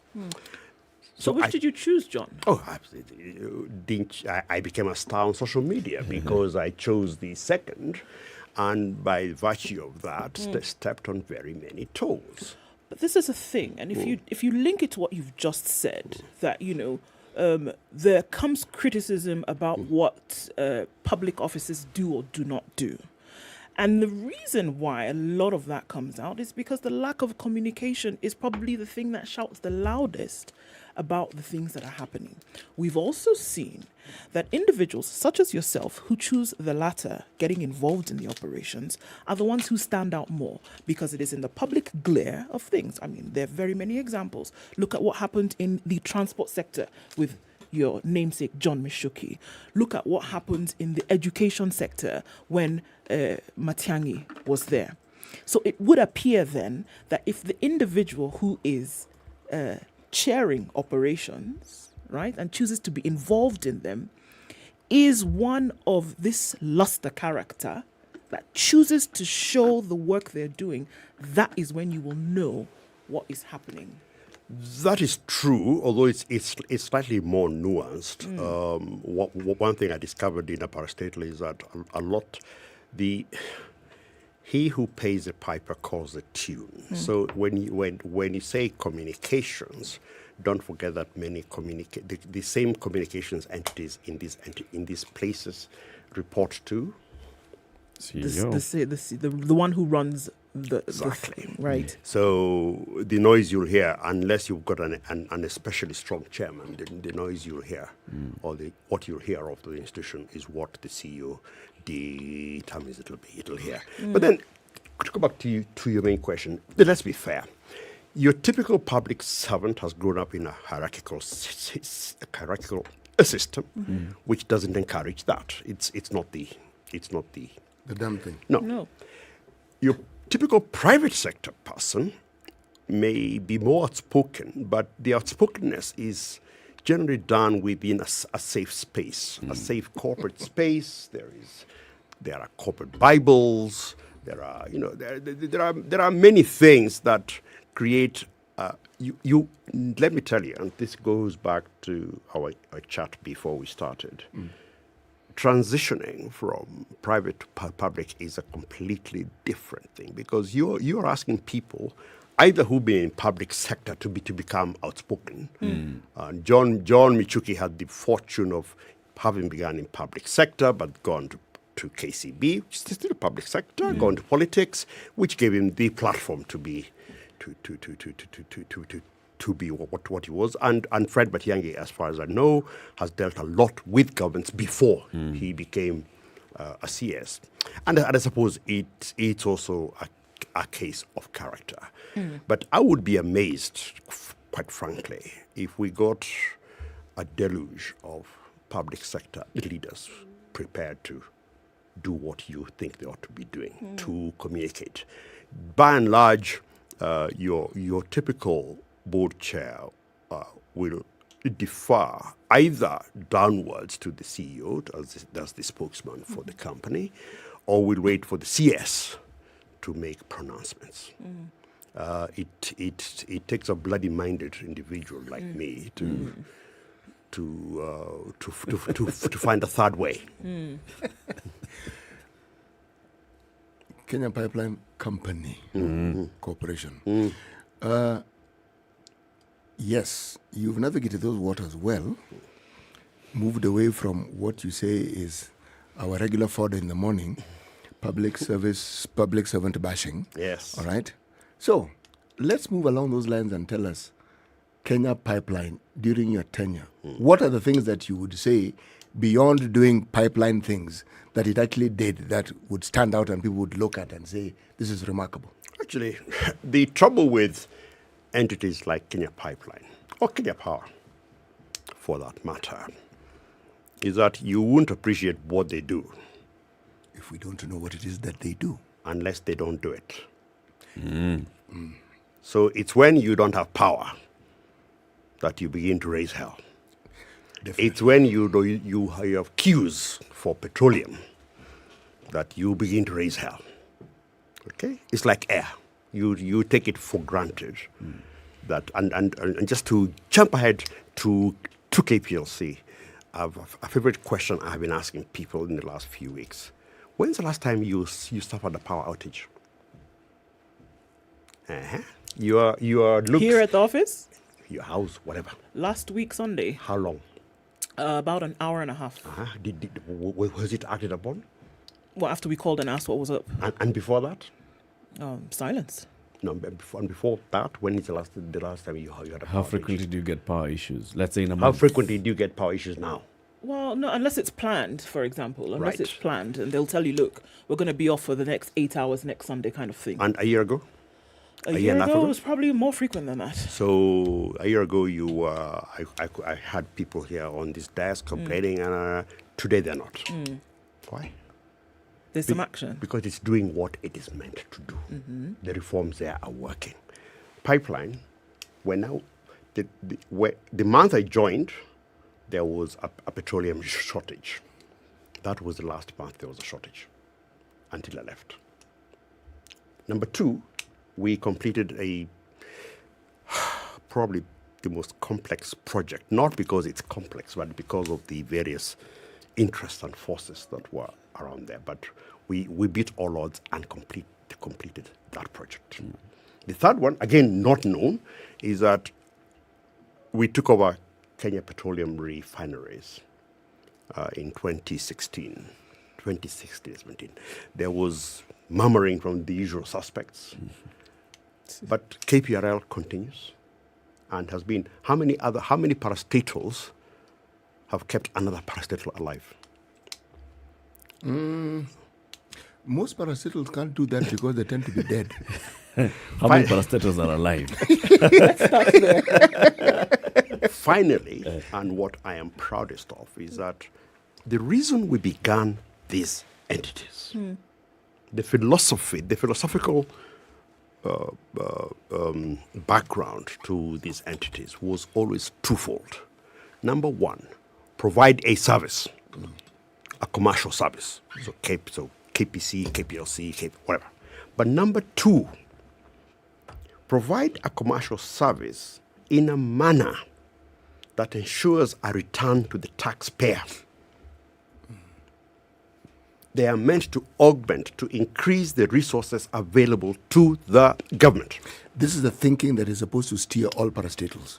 Commercial parastatals. Yes. Commercial. You must make a difference. Commercial parastatals. That is the thinking that is meant to steer them. And in my time when I joined, we had paid dividends to the government in various forms, tiny amounts, 300 million now and again. Which is, if it was a private equity investor in Kenya Pipeline with assets of around 150 billion, the investor would have been asking for a return of at least 10, minimum 10, more likely 20 billion. Yes. So I'm very proud of the fact that once we got to grips with issues of procurement and all the other things that created various arteries and capillaries for cash to wander away into the desert, we paid between November 2019 and when I left, we had paid government either in dividend or other special payments, exactly 18.9 billion. Kenya shillings. Kenya shillings. From 300 million. And then a few weeks ago, I know KPC have not said this, and I wish they did. A few weeks ago, before the end of the financial year, they paid the government another 8 billion. And they are still there. They're still servicing a loan at around 2 billion a quarter. They're still maintaining KPRL. They're still ensuring there's petroleum in Kenya. The price is not their business because their business is to transport. They've built up further infrastructure. They did the railway from Kisumu refinery, Kisumu storage tank, Kisumu depot rather, to Kisumu port, which now enables the transportation of fuel by ship, by barges or ships, yes, over the lake. Across the lake. And that's actually a good story, because I remember, I believe, don't take these figures as gospel, but I think they are right. The quotation we had been given by outside estimates was around 800 million. To build that railway line from the Kisumu depot to the port. Yeah. We did it internally. Our engineers challenged us and told us they can do it. I think they did it for 40 million. Okay. All right. Let's take a break. 25 minutes to 8. John Gumi, chairman of ICDC, the one that is coordinating the operations of Kenya Railways Corporation, Kenya Pipeline Company, and the Kenya Ports Authority. Get it right. He's also a former chairman of Kenya Pipeline Company. He sits on the board of various other organizations. Recently, he was announced as a new board entrant into the board of Safaricom, and also sits on the board of Kenya Airways. We'll be talking about those other entities as well. Samsung is doing something big. Indeed, Yes. they are. And yesterday, I won't forget this, I'm sorry, for as long as we do this, CT told us about how, when he wanted to take pictures, and at an earlier time in his life, they would have to go to a certain park in the city and book a guy Uhuru Park with a camera. Book a guy. They'd find the guy riding along on his bicycle, whatever. And say, want to take a picture. So they would do So they do the pose and they take the picture, right? And the guy would say, in 3 days, I will be back with your pictures. CT leaves wherever he's going, comes back, comes from campus, whatever, comes back to Uhuru Park. Looks for the guy, makes his payment, picks up his hard copies of the picture. Plus negative. The little cuts in the little pieces. They were actually displayed, so you could right that on is some mine. wire somewhere and say, that's me. That's how I was dressed that day. Gets his pictures, fantastic. Next time he wants to do this for an event or whatever, maybe even call the guy to your house, etc. How times have changed, because now when you want to take a picture, all you have to do is whip your phone out of your pocket, right? And you can take pictures. And Samsung is behind some of these wonderful technologies whereby at the flash of a button, you can take pictures. And that technology has really changed. You don't have to trot over to Uhuru Park and, So wait now for things to Uhuru be Park printed. guy plus Uhuru Park plus camera plus film plus all are all in one hand. Exactly. In a phone. Indeed. Okay. And the service is instant. Right there. Samsung's technology. Not 3 days later. No. Instant. And Samsung's technology is making it easier for you to capture moments through your life. And we're saying, you can also tell us about those great moments that you've been able to capture on your phone, on our social, SpiceFM KE. Let us know. And Samsung has some great merchandise for you. If you let us know what those experiences are, a little bit more about Samsung's flip phones that are coming out on the 10th of August. We'll let you know about that as we go Let's along. flip it a little bit. Let's look at the instant traffic shortly. This is the Situation Room, the only way to start your day.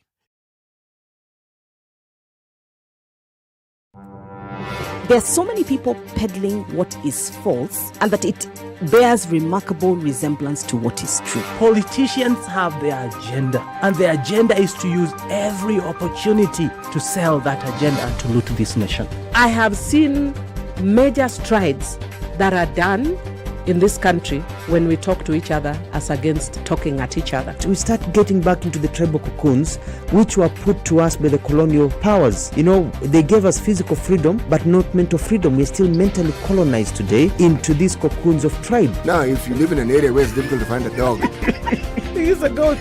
I kid you not. In which part of this country is it difficult to find a dog? So that you resort. Nafandi umbo yako iko na Niniumba special. This is the Situation Room, the only way to start your day. Cloudy conditions in Nairobi, 13 degrees this morning. We'll see highs of 20. 23 will be the high in a sunny Nakuru at 12. And it's 13 and raining in Nyeri, highs of 18 today. 10 degrees and sunny conditions in Eldoret, highs of 21. And it's raining now in Mombasa at 22. It'll go to highs of 28. Malindi will see highs of 27. It's raining at 22 currently, and it's partly sunny at 16. In Kisumu, we'll see highs of 26. 25 will be the high in a partly sunny Kakamega, currently at 15. The sun is out in Kampala at 19, and it's raining in Dar es Salaam at 21. We'll see highs of 29. 8 degrees and rain showers in Johannesburg, highs of 13, and it's 22 and mostly clear in Lagos, highs of 28. And we'll also see highs of 28 mirroring in Kinshasa, where it's currently clear at 21.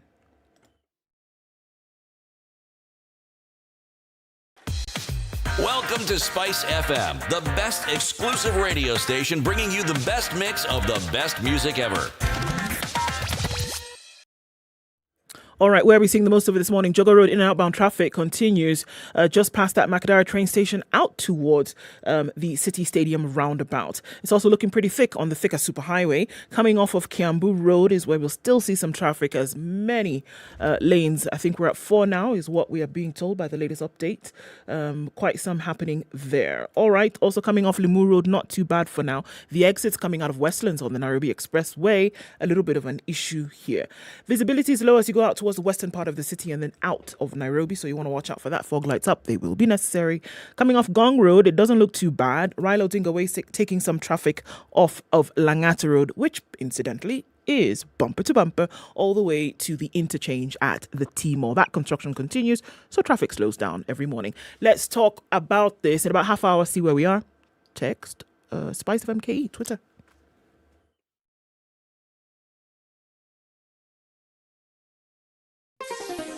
Chilled Spice.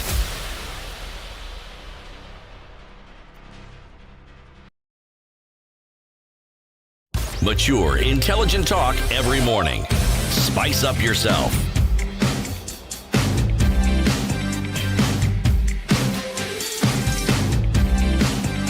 Mornings done right. 94.4 Spice FM, Nairobi. Our guest this morning is John Gumi, chairman of ICDC, also former chairman of Kenya Pipeline, a director in various organizations, Kenya Airways being among them. Last week was announced as the new member of the board of Safaricom PLC. So, of course, we can't talk much about Safaricom because, you just joined the board. But we can talk about Kenya Airways for a bit, right? You've been on the board of Kenya Airways for a bit, and, Kenya Airways has been in the public domain in terms of how it was first profitable, then it went into some proper turbulence. Then now the management and the board are working at turning it around and getting government support into this. Question that has been in the public domain is, does Kenya Airways really require this government bailout and the support that it's given? Or should just Kenya Airways just be left to its own devices? Kama inakufa ikufe. Two questions. That question should be framed in two ways. Mm-hmm. Number one, does government have a choice? Because what is not known to many, for some reason, because it's public information, is that when those many years ago, KQ purchased those aircraft, they were guaranteed by the government of Kenya.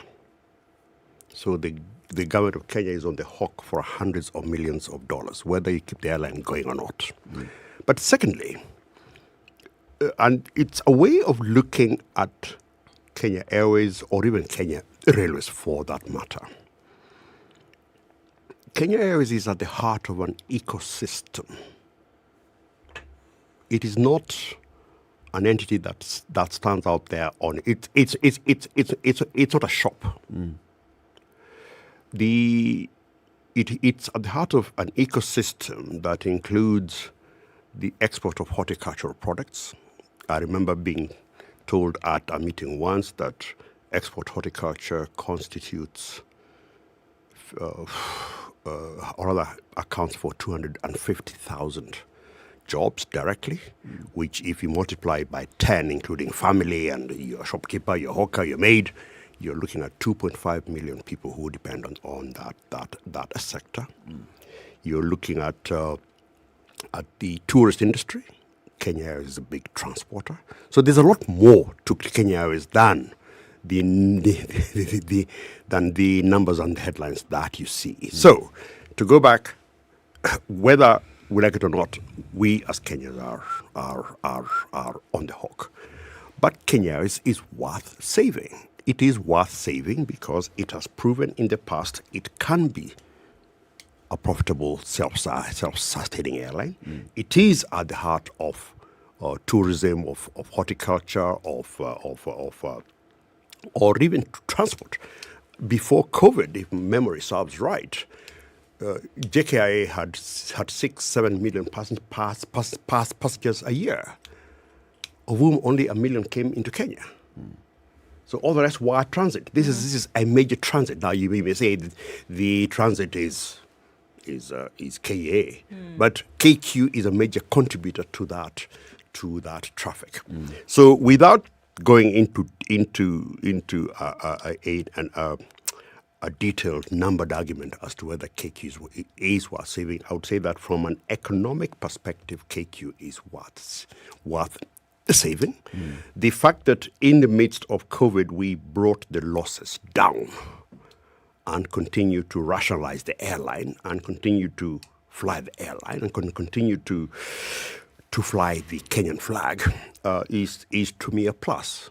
So it is I can see Bwana Muga's brains working here and beginning to say this, but let me tell you, I think it's worth every effort we can make to save it. That is why South Africa, even after the killing of SAA, has decided to come back to revive it. So, I mean, understanding that, I mean, look, I don't think we can run away from the importance that a national airline then plays in the whole economics and development of a country. Those who've lost their airlines, I mean, and there are very many, will also see that they've made a great loss. And those who have kept theirs can see that government backing of an airline, I mean, Ethiopia, if we look at the continent, probably Emirates, looking at what Uganda is trying to do now, looking at what Rwanda has done as well. I mean, it is clear that the benefits far outweigh other things. But I hear a but, so what's a but? Of course. The thing is, though, how then will government plus the airline working together be able to claw back on the losses that have been made? How then, where was the problem, and will we be able to say, surely we can fill those holes, or we can stop those things from happening again? I think we forget all too quickly. In the 1990s, Kenya Airways was a zombie. It was dead, all but buried. Vigorous management, imaginative government intervention in the form of bringing in experts to run the company and then privatizing it and bringing in and running it as a commercial entity, turned it into a jewel. Yep. Why are you assuming it can't be done again?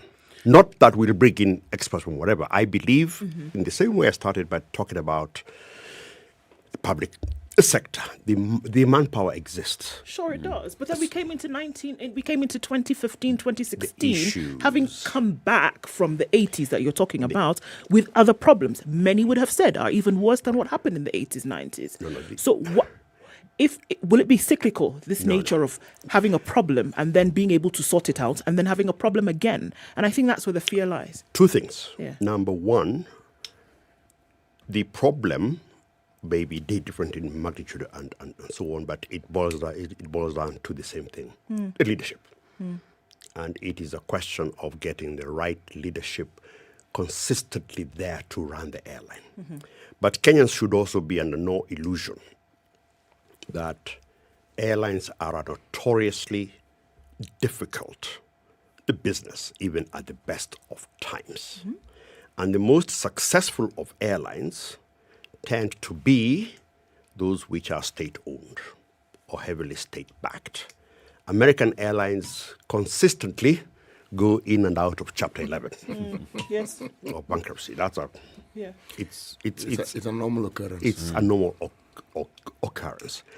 We continuously compare KQ to Ethiopian, forgetting that there is a symbiotic relationship between Ethiopian and the airport, the airline, and the government. We consciously decided to go the other way around and have a KQ as a private entity listed on the stock exchange. It is arguable that as we bring it out of its period of storm, and I am absolutely confident we've stopped the dive, have stabilized, and are on the way back, we do need to ask those fundamental questions. You've just made the argument for KQ. Are Kenyans prepared to back KQ through thick and thin the way the Ethiopians do? Whether it is subsidizing fuel, whether it is consciously directing traffic to KQ, whether it is using KQ effectively as a tool of national policy. That's a conversation we need to have.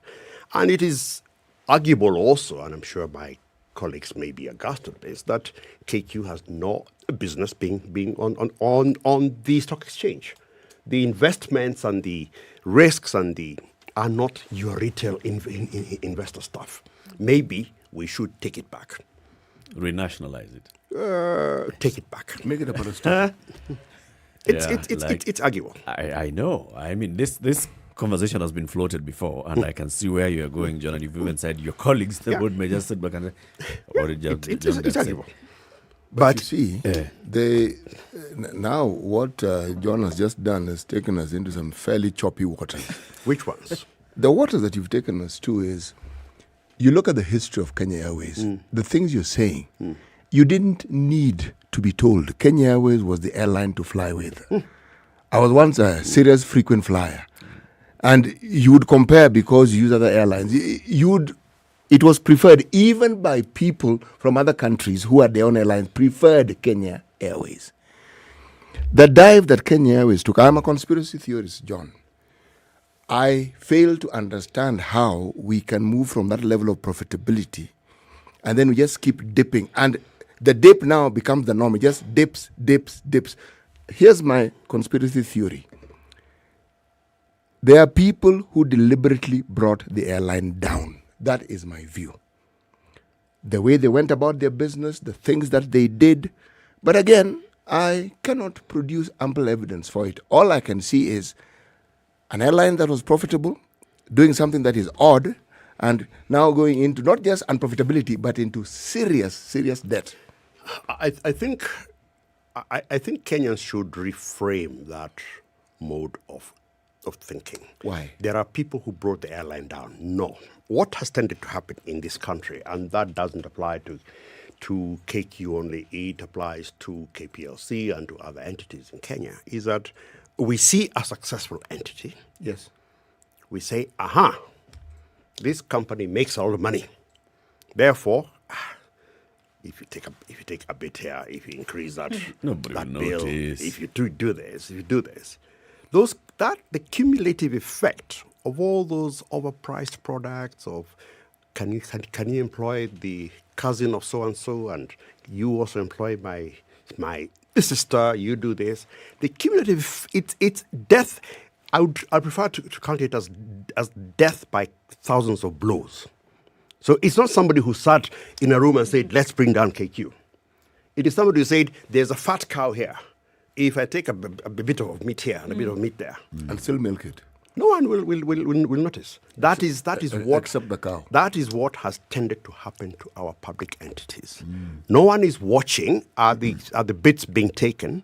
No one is watching the small bits. So when it collapses and it's on its knees is when we realize, oh my goodness, this is what has been happening to it. What tends to happen? It's like, it goes on, then falls, and you say, Allah, what happened to it? What happened to this company? That is what has tended to happen to our companies. And those who raise the noise of alarm are shouted down and anti-Kenya, all this. Which is why, John, then we can also argue that it's somebody who is doing it. Somebody who is supposed to be watching as to make sure that the cow remains healthy, the cow's production is either increasing or remains the same level, is not doing that because they are busy. Which is why, Eric, I hear all these people coming to me. I want to be a board director of this, that, the other. And I tell them, do you actually understand what you're saying? That person you're talking about, the one who should have been keeping an eye on this, Yeah. are the board. Yes. I told you, the section 15.1 of the State Corporation Act says the board is accountable. Yep. So that is where you should be directing your eye and saying, where the devil were you? Members. What were you doing? They were political appointees, and they got in there so that they can... I wasn't there, but I do know that it is something, and I used in relation to your question, I used the word leadership.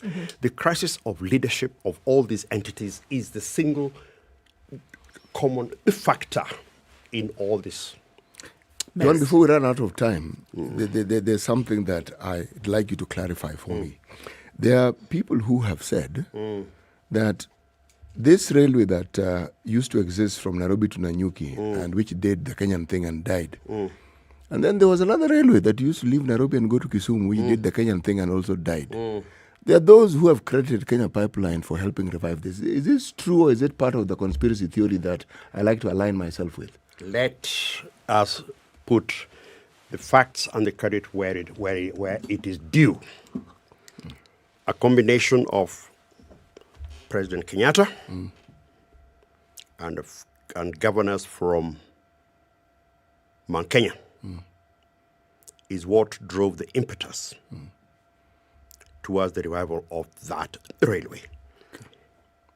It is the president himself who told me, look, we can't have pipeline building a multi-billion pipeline to Nanyuki as you're planning, and Kenya Rail is also putting up a new rail. We've got an existing rail. Why can't we rehabilitate it?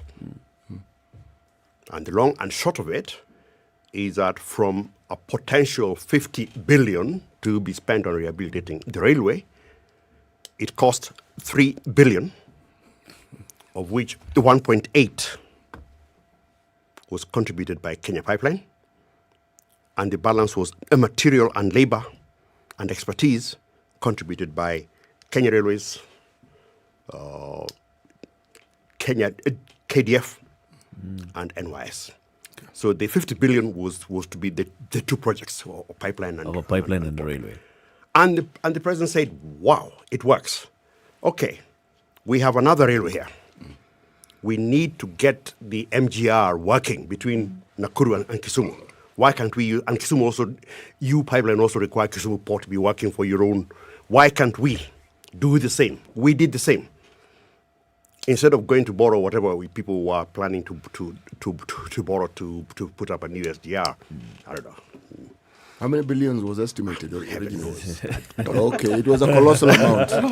But how much did it cost eventually? Kenya Pipeline paid 2.7.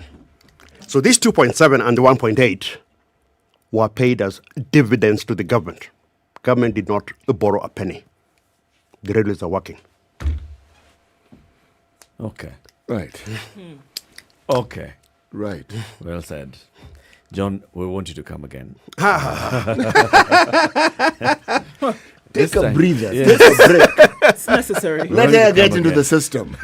But seriously, I am very.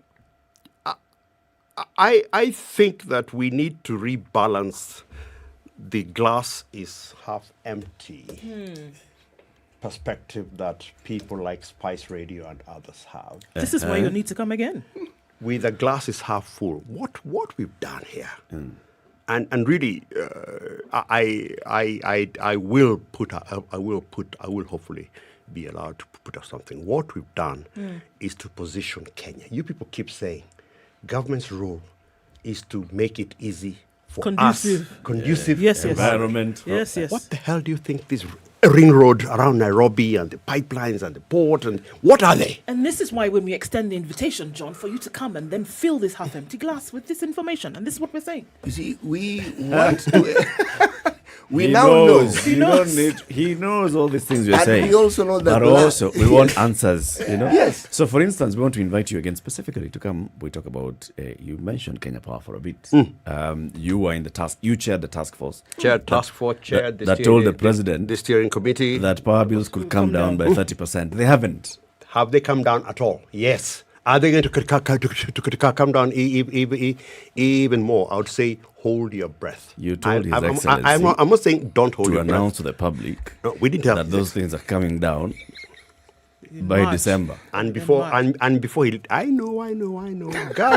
Government is both a ship which takes time to move and a crab which moves in all sideways. Okay, John. We'll get there. Have lovely. Hold your breath. Okay. By the way, I mean it. Hold your breath. We're holding. Because I think you will hear what And see. and see. And see. Hold your breath. It's not don't hold your breath. We will your hold. breath. Sawa. Time for the news. Good morning. It's 8 a.m. Katika njia panda, barabara sasa imepanda. Ukienda kushoto unaenda kwa ufisadi, ukienda kulia unaenda kwa ukombozi. Mimi nataka kuuliza nyinyi, mnataka kwenda kwa ufisadi au kwa ukombozi? Ukipiga kwa Azimio, mpiga kwa ukombozi. Ukipiga kwa Kenya Kwisha, mpiga kwa ufisadi. Tumeelewana vizuri? And the Jubilee candidate for Embakasi parliamentary seat, Maina Waringa, dropped his bid and declared his support to Francis Muriithi, who is the United Democratic Alliance candidate. Waringa officially defected during a rally in the constituency and was received by Muriithi and former Kiambu Governor Ferdinand Waititu. Muriithi is battling for the Embakasi MP seat with his main rival Babu Owino of ODM. Now, Kenya's failure to hold police accountable for allegedly killing dozens after the 2017 elections heightens the risk of officers abusing their power when the country heads to the polls next week. This is according to Human Rights Watch. The rights watchdog said authorities had failed to investigate accusations of police brutality or institute reforms, raising the threat of violence if the results of next week's elections are disputed. Kenya's police is often accused by rights groups of using excessive force and carrying out unlawful killings, especially in poor neighborhoods. And the Court of Appeal will now determine the fate of Rigathi Gachagua's 202 million shillings. Gachagua filed an appeal demanding that the High Court's decision ordering him to return the money to the government be overturned. Through his lawyer Kioko Kilukomi, Gachagua claims that he was not given time to defend himself before the decision was arrived at. In addition, he wants the court to instruct the Assets Recovery Authority to freeze his funds in Rafiki Microfinance bank account until the case is heard and determined. High Court Judge Esther Maina last week ordered Gachagua to return the money to the government because he could not explain source of the money in question. The court also decided that Gachagua lied that he got the money through tenders given to him by various government institutions, as they did not present evidence to prove the claims. And the Teacher Service Commission Chief Executive Officer Nancy Macharia has ordered county directives and sub-county education directors to release teachers contracted by the Independent Electoral Boundaries Commission as election officials. Through a circular, Macharia instructed the county and sub-county education directors to ensure that all teachers report to school on August 11th when schools are open. She further directed institutional administrators to ensure that all schools designated by the IEBC as polling centers are made available for the exercise. Tuesday, basic learning institutions released students following a directive by Education CS George Magoa that schools close by August 2nd to pave way for the general election set for August 9th, which is Tuesday next week. And Kenya led two other African countries in pushing for the lifting of an arms embargo against the Central African Republic at the United Nations Security Council meeting. Kenya, Gabon and Ghana were joined by Russia, abstained from the July 29th vote on the adoption of the resolution, reflecting the country's disaffection with the Council not fully lifting the embargo as demanded by the African Union and the regional economic committees. The Ministry of Foreign Affairs Principal Secretary Ambassador Mashari Kamau said the position taken by the African countries came as a response to the significant political progress made by the CAR government, and it needs to equal the military means deployed by armed groups that have resisted the peace process. The African Union, the Economic Community for Central Africa States, and the International Conference on the Great Lakes region have argued that the embargo disadvantaged the government in its fight against the armed groups, which are illegally acquiring increasingly sophisticated weaponry. And China has restricted its trade with Taiwan amid elevated tension over United States House Representative Speaker Nancy Pelosi's visit to the democratically ruled island. China's Commerce Ministry said in a notice it had halted exports of sand, a key material used in construction, and suspended imports of Taiwanese citrus fruits and some types of fish. The announcement comes as Pelosi conducts a high-profile visit to Taiwan despite Beijing warning of serious consequences should the veteran Democratic politician make the trip. This is Newswire. I'm Danny Salcedo. Good morning.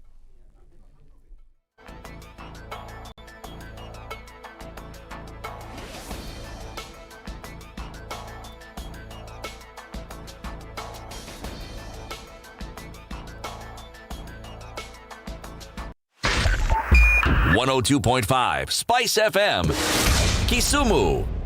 It is built up on Langata this morning and going out towards Aerodrome, which is heavily packed. We're looking at bumper-to-bumper action, and it's very, very tight. A lot of folks trying to use that expressway and trying to get out of the drama that is happening on Uhuru Highway. You must have entered onto the expressway much earlier than that. So if you didn't, use the next one, and that's the beauty of it, isn't it?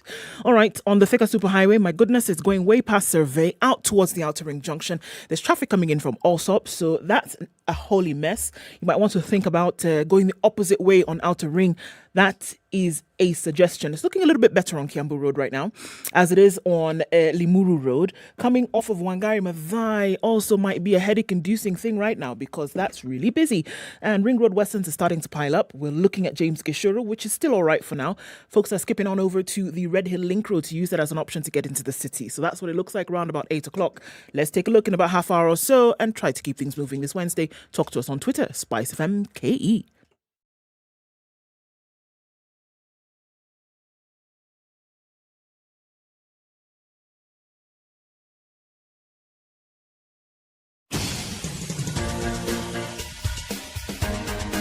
This is The Situation Room, the home of hard-hitting political commentary and penetrating insights about the state of the nation. This is a talk radio experience like no other. The Situation Room, a place for hard truths, debates, and elevated conversations. The Situation Room, witty, political, engaging, deep, controversial. In the room, we have C.T. Muga, researcher, academic, seasoned political observer, a fountain of wisdom in these politically uncertain times. Ndu Oko, Nigerian by birth, Kenyan by choice, communications expert, Pan-Africanist, a truth seeker and believer in people power, and Eric Latin, agent provocateur, the man in the chair, seasoned journalist, news hound, a man who believes in punching up, 7 minutes after not 8, down. coming up to 8 minutes This after 8. is This the is Kenya's Situation biggest Room. conversation. The It's the Situation Room on Spice FM, online, YouTube and Facebook, Spice FM KE, on our website, www.spicefm.co.ke, and also on KTN Home for the next 1 hour. We have two new guests joining us this hour. Before we welcome and introduce them, let's hear the day's proverb, City. The proverb is from the Congo Brazzaville. All right. The last 3 days, our proverbs was from Congo DRC. The nut from a palm tree, or the nuts from a palm tree, don't fall without dragging a few leaves with it or with them. It falls, doesn't fall alone. It's accompanied. It'll come down with others. Yes, it does. Because usually, the twig or the branch on which it's nestled also has leaves. So, when it comes down, it comes with its neighbors. Comes with the neighbors. It reminds me of the thing that you hear folks saying that, well, you know what? If I'm going down, I'm not going down alone. So we're all in this thing together. We were on the branch. It was the leaves. It was me, the nut. It was all of us. If I'm going down, you know, when you say it, what you remind me of is politicians and the way they like airing dirty linen in public. Right, you've said this about me. Okay, let me also say this about you. And then a little mudslinging here and then. Before you know it, you know things that ordinarily you wouldn't have known. Tukanyangane. Si ndio. Na isemekane. Kama mbaya mbaya. Kama mbovu. So if you're the nut, I'm the leaves. Yes. Okay. The nut of a palm tree doesn't do what? Unless what? It doesn't fall without dragging a few leaves with it. Right. It's very telling, like I said earlier, that they actually started with the nut of the palm tree, you know, because it's the one that we know for sure. At some point, when it's mature, it must fall. And at that point, when it's mature and it's falling, it's doing its natural thing. But then it'll come down with some unintended consequences. There are others who are not ripe for falling, who will then be brought down. And this is now where the leaves come in. The leaves were not prepared to come down on this day. The leaves were not ready to come down on this day. The leaves were not supposed to be coming down on this day. But because this silly nut decided to come down. Oh, there's a way to put it. Just brings down the whole thing. Right. And it's your time to go down alone. Right. Eric's a bit nuts about the nut. Well, you know, I mean, extend the thought process. Something goes wrong. Look at any organization. The other day, we had KEMSA. Something went wrong. Yeah. Look at what's happening. Look at the people who are now going to exit as a result of God knows what happened when it started, and who did what and who didn't do what, and ad infinitum. People who shouldn't have had to suffer will end up suffering. The worst thing about it is that when you're in public service and your name is known, they are the individuals whom we never think of, who are closely related to you, like the leaves are. Now, your name is published there with all the misdeeds that you've done. They also come down. Yeah. And they had nothing, absolutely nothing to do with what you chose to do. Yep. Yeah. Anyway, let's talk about running. Not just falling down, but running, okay? Last year, we had the Standard Chartered Nairobi Marathon, and we had a conversation before it, and we had a conversation after, and we saw the very many runners from Nairobi, from across the country, and from across the world running in the Standard Chartered Nairobi Marathon. It's back this year. And there are two ladies who are joining us for the show now. Joyce Kibe is the head of corporate affairs, brand and marketing at Standard Chartered. She's joined by Mary Gakuo, who is a runner. Let's start with you, Joyce. Good morning. Good morning. Welcome to Kenya's biggest conversation. Thank you so much, Lavik. Welcome to the hot seat of Kenya's biggest conversation, the Situation Room. It's good to have you here. The Standard Chartered Nairobi Marathon is back this year. What dates? The physical marathon is going to be on October 23rd. That's going to be a Sunday. We also have a virtual race that will start from the 23rd of October to 30th of October. This is the virtual one? Yes. Okay. For people who were not around, you know, there's a ship that had gone to Mars last year. So there's some people who had traveled and they came back after it had happened. Just remind them or educate them. What is this virtual marathon? Thank you so much. So for the last 18 years, we've been having the marathon in Kenya. It's actually the single biggest sporting event that's held in Kenya. And what's more, the Standard Chartered Nairobi Marathon is accredited by international bodies such as the World Athletics as well as AIMS. So last year, due to COVID restrictions, we decided to come up with a hybrid marathon. The hybrid marathon basically has physical, where you run on one day, a particular day, which is, in this case, 30th of October on a Sunday, as well as virtual marathon. What we saw and listened to our runners is that they wanted to run from anywhere in the world. You'll agree with me that because of COVID, you were not able to do the things that you used to do. So most people decided decided to start running from their neighborhoods, to run in parks, and to run from whichever part. So last year we came up with the concept of virtual marathon, and we attracted runners from all over the world, all the way from Chile, from India, from Russia. Everyone was running, as well as Nairobi, Kenya, Kisumu, as well as Kakamega. So this year we decided, let's spread this opportunity again across Kenya, across the world, and attract virtual runners as well as physical runners.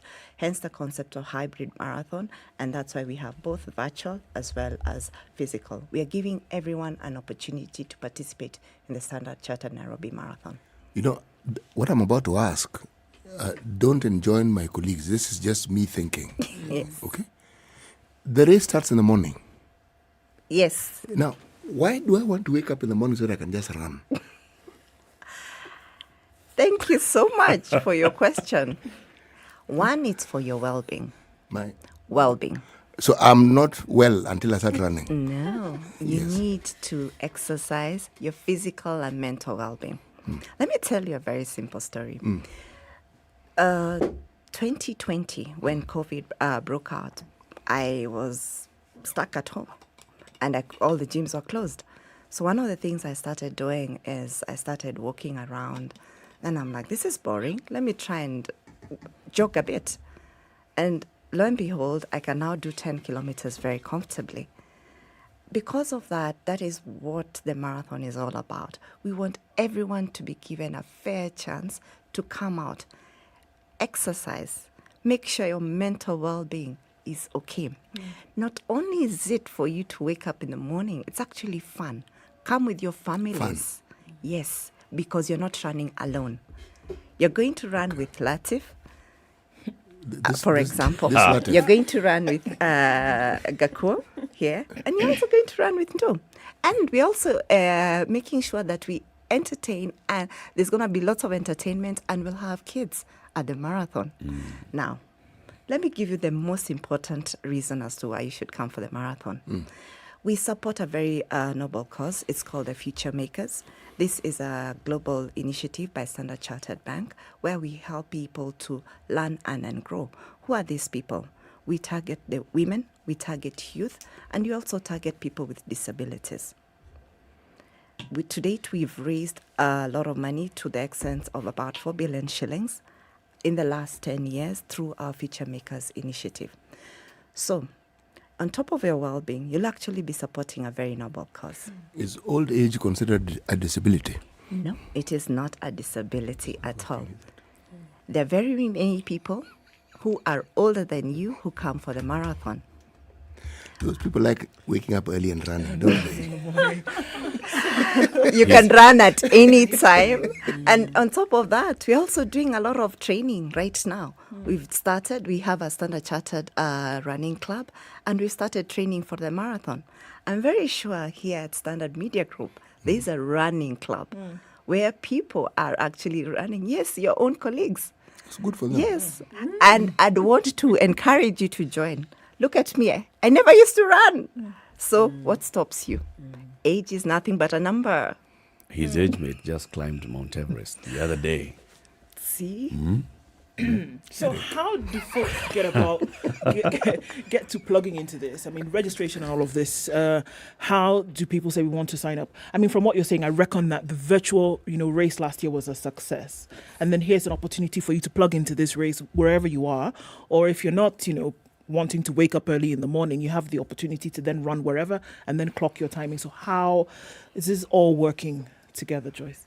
Thank you so much for your question. So Standard Chartered Bank is digital, so everything will be digital. Log on to nairobimarathon.com and register. It's only 2,000 shillings for both virtual as well as physical marathon. Then you can select the race of your choice, whether it's 42 kilometers. We also have 21 kilometers, 10 kilometers, and the 5 kilometers family run. In addition, we have the corporate relay, where we're encouraging corporates to come in with all their colleagues and join in for the corporate relay. So nairobimarathon.com. Yes. You told us that the physical one is October 23rd. October 30th? Yes. October 30th. Yes, and then the virtual is October 23rd to October 30th. Yes. Why are the virtual people running for many more days? Okay, so we are giving everyone an opportunity to run for 7 days, and you choose the day you want to run. Let me give you an example. So maybe you're very busy or you're flying from a different part of the country, and you say, I want to run 42 kilometers on a Tuesday because I'm not able to do it on a Monday. So we give you an opportunity to do your race on Tuesday. Now, you may do that and say, my time was not so good, I want to try again. So you can do it for across those days from 23rd to 30th. Then you log in your personal best. So we will reward you. You will get a certificate of participation. In addition to that, you're also going to get a medal. Yes. So those days running for virtually, yes. I can pick any, I can run for a number of days and my personal best is what is logged in. Exactly. Running physically is just the one day. That is the one That day. has to be my personal day. Exactly, where you have to do your best, very, very best. So you can see we encourage you from anywhere, even if you're, you're from Lokichogyo and you want to run, just choose the day that you want to do it and do your best. Oh, okay. Because some folks are, so if you pick the 42 and you have these 7 days that, you can run 6 kilometers today, 6 tomorrow, so that so long as it comes to October 30th, you have run 42 kilometers. Why are you starting with 6 kilometers? No, I'm actually asking a question that has come through. So the thing is, it's not the virtual race is not a collective number of kilometers. It's you do the thing and then you give the best on the final day. Exactly. You give the personal best on one day, basically. So you say, this is the day that I dedicate to doing my 42 or my 10 kilometers. So in essence, you are enabling a large number of people who may want to participate. You're giving diversity so that you don't have to wait for the actual physical marathon. Exactly. As days go by leading to the actual day, yes, you can actually be participating. But when I heard virtually, I was thinking, it's something that where I just sit somewhere and I think through and watch TV or something, and somehow okay. Yes, so that's what we're doing. And what we do is we also have warm-up races. For example, we've already had the first warm-up race that we had in May. Then we're going to have one in September. Again, it's practicing. How do I get my personal best if I'm doing, say, the 10 kilometers? Then during the virtual race week, it's to say, I am selecting this day. This will be my personal best. For instance, I will personally try and do my personal best during the virtual week. Then on 30th, I'll be ready to do the physical marathon to beat my last year personal best. Okay. Yes. Joyce, we'll come back and talk about now the details, the routes and all. Exactly. But Mary Gakuo is here with us. She's a recreational runner. So when Joyce has been doing 10 kilometers and she's proud and saying, I do 10 kilometers comfortably. Mary, how about you? Thank you, Eric. Yes, I am a recreational runner. That's a fun runner, an amateur runner. I do not like to put so much complexity to it because I like to keep running simple. I find that life is already complicated, so I like to keep my runs simple. So for me, yes, I do enjoy the 10 kms, just like Joyce.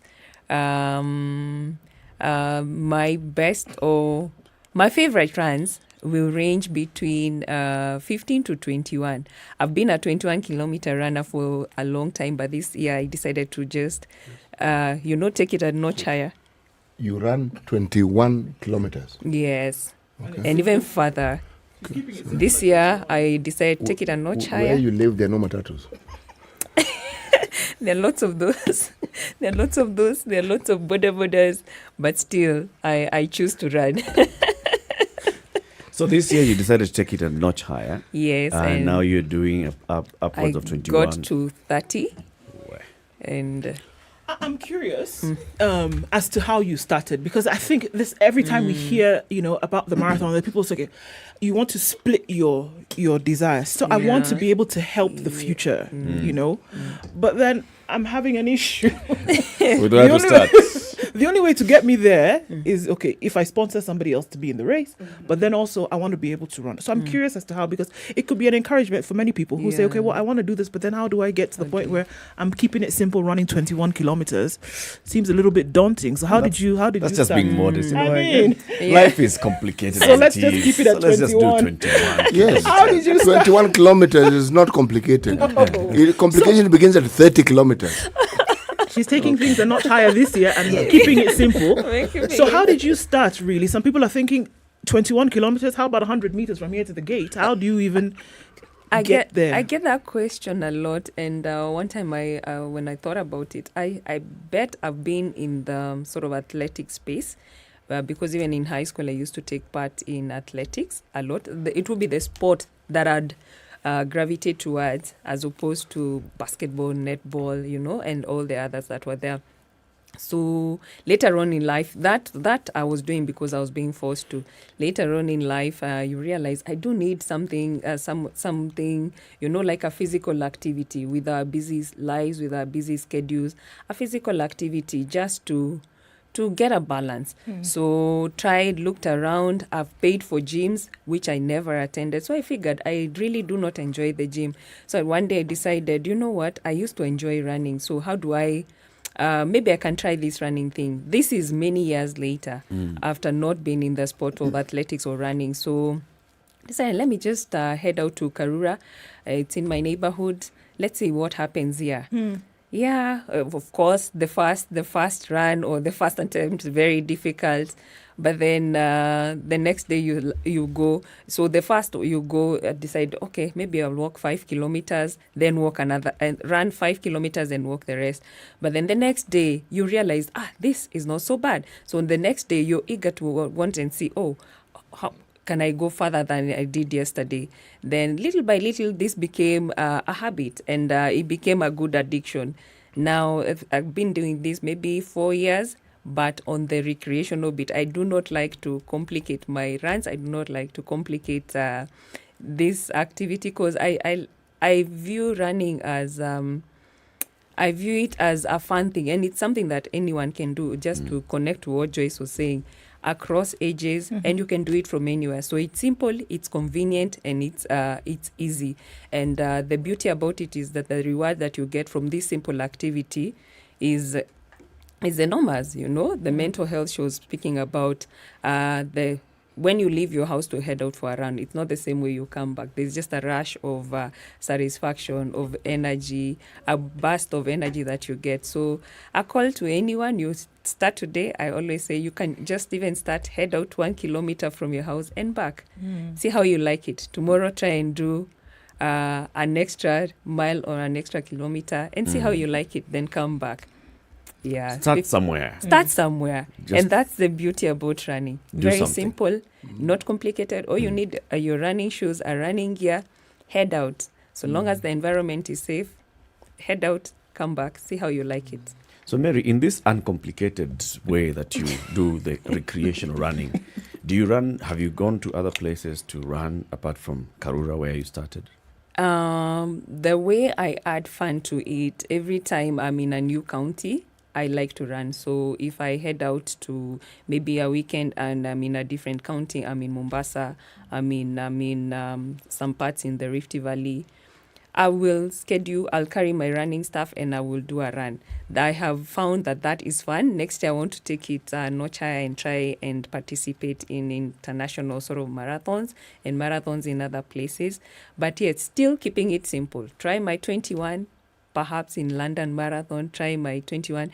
But the way I add fun to it is participating. When I go to counties, I like to run in those counties. So I say, hey, I've run in Meru County, I've run in Nakuru County. That adds to the fun bit of it. That is a concept that I borrowed from the founder of Metaverse, Zuckerberg. I read somewhere that he likes to see new cities by running. And I can concur that it is a beautiful way to run in a city, and you kind of understand your city better when you run, because even in this Nairobi, there are places that you will figure out that you didn't know and are just here in your neighborhood. So it's a nice way to see a new city. It's a nice way to see a new county. You know, people talk about when you start running and you're thinking, especially if you're running in an urban area, so you're thinking about everything else. When you're not inside Karura, when you're running on the road, there's the vehicles on the road. There are no marked pedestrian places for you to walk or run, to cross. How do you deal with all that? The people will just say, Yeah, and that can be a hindrance, and because even for me, sometimes when there are security scares or safety scares, that is also sort of a hindrance. So safety is key, and I say even as a runner, safety starts with you. So if you're running on the road, ensure that you follow the basic concepts or rules of road safety. Do not let the cars trail you. It's best when they're facing that you can tell what's oncoming. Yeah, that way you're able to sort of even avoid, danger and accidents. So basic safety concepts, even your gear. You'll find that most athletics gear is bright colors. So don or wear bright colors. That way, most of us as motorists or drivers, you do not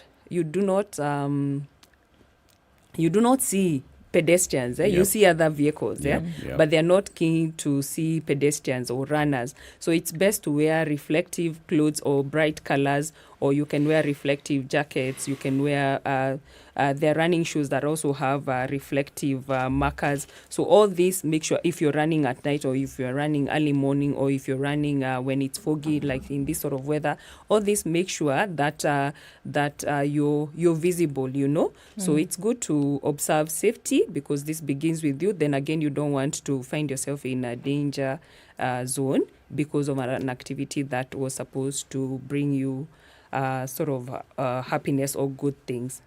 Indeed. Let's take a break. It's 8:30. This is Kenya's biggest conversation. It's a Situation Room. With us in the studio this morning is Joyce Kibe, the Standard Chartered Head of Corporate Affairs, Brand and Marketing, and Mary Gakuo, recreational runner. We are talking about the 19th edition of the Standard Chartered Nairobi Marathon that's going to be taking place on October 30th. The physical race and the virtual race opens on the 23rd of October and closes on the 30th of October. We'll be talking about the details, how to get yourself registered, how to, do you need to pay, do you not need to pay, what else do you need to know as you head towards this particular day. And remember, as you go to run like Mary does in Karura, you can also be listening into your favorite podcast, your favorite show, your favorite kind of music, and you can have saved it in your pocket by Mozilla. This beautiful app, find it on Apple App Store and Google Play Store.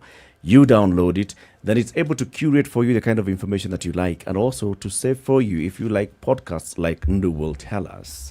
She has discovered this new podcast and she's now saving it on the pocket, and then you're able to find it easier. Yeah. And it bookmarks it for you automatically. Right. So you're in the middle of an episode and you have to stop for whatever reason. You can come back and just, pick up where you left off. It's really nifty stuff. You just play and it starts from where you'd stopped. Good thing.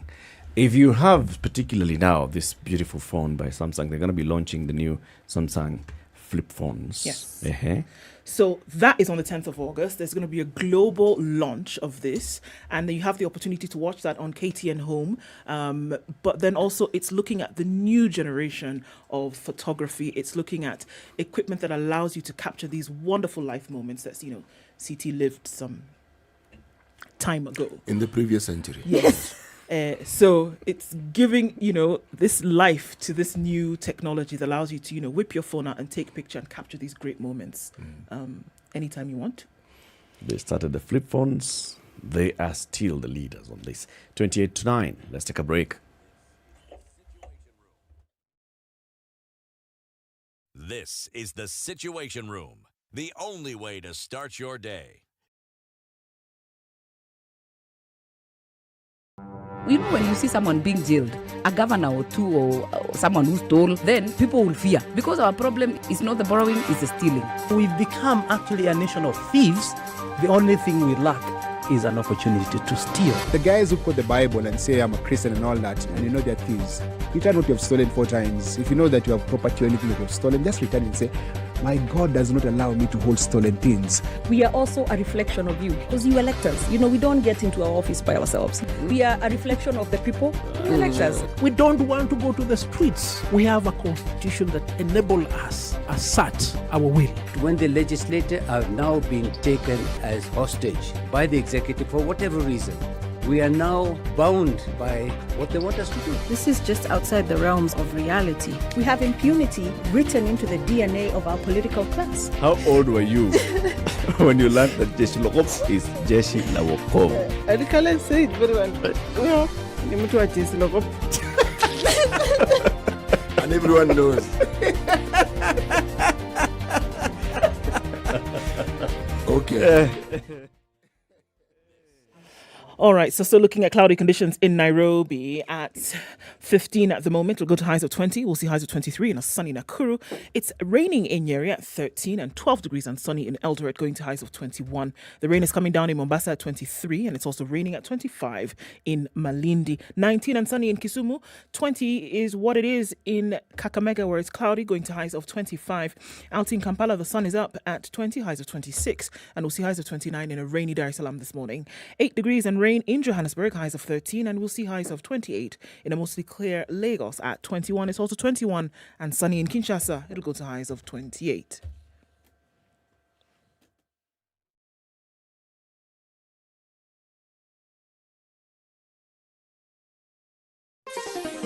Chilled Spice. All right. Unfortunately, we've seen an accident that has taken place just right around Westlands this morning, and that is slowing down people quite some. So just watch out for that. Kangemi towards Uthiru, and then out in the opposite direction as well. Traffic is slowing down because of that. Heading in that direction, please watch out for that. Knowing that it's going to slow you down, you might want to use an alternate route. The Red Hill Link Road in and out of Westlands will help. Jogger Road then towards the roundabout at the City Stadium. Traffic on Landis Road out towards Kamkunji. That's already doing a thing there. There's madness on Langata Road, moving really slowly out towards Uhuru Highway.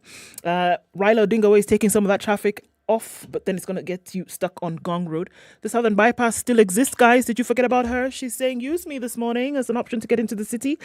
Let's talk about where you might be stuck. SpiceFM KE on Twitter. Try to keep things moving this morning.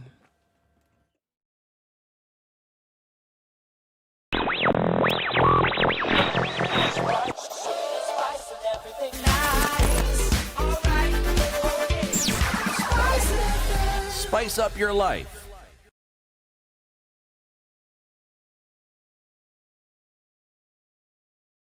Mature, intelligent talk every morning. Spice up yourself.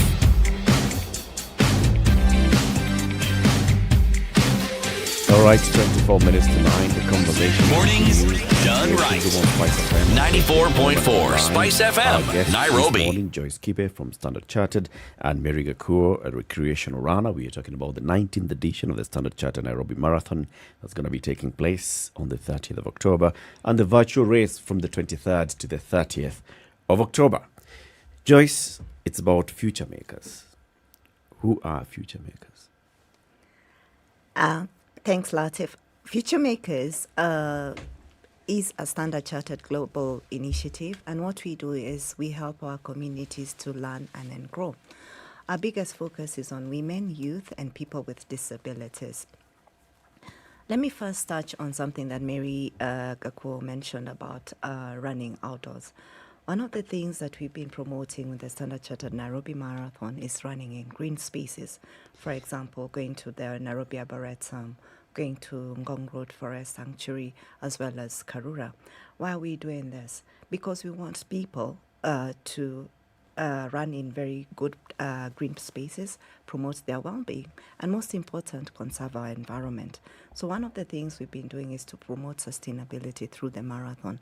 And what we are doing is also using the future makers to do this for us. And what are we doing with them? For example, future makers last year, we encouraged about 550 youth across various counties in Kenya to start running. And one of the things we also did is we gave them financial literacy training in terms of how can we help them start earning a living and keep good books in terms of bookkeeping as they earn money coming from races that they've won. We've seen some of these athletes, not being able to raise their standards of living, and what we decided to do is educate them, and we've been able to see success coming through various counties in the world and the country. Secondly, we've also made sure that we've promoted the women in terms of encouraging them to start businesses and also encouraging people with disabilities. In the 19th edition, what we've agreed to do is we are going to train the people with disabilities, especially for the 21 kilometers wheelchair race, to be adequately prepared for the Standard Chartered Nairobi Marathon. In addition, we are reaching out to places, let's say, with the Kenya Disability Network and Light of the World to encourage them to start volunteering for the marathon. So we want to have an inclusive marathon whereby not only do we have people with disabilities, we have the youth, women participating in the marathon. Future makers will make sure we shift the dial in the country and make sure we promote inclusivity in the society.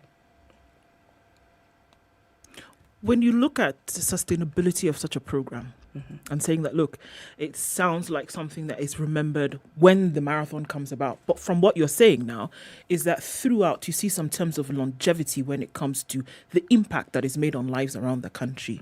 So is it then something that we can remember beyond the 30th of October, that lives are being impacted because thousands of people came to run, lives of many, many more around the country then can be impacted for better?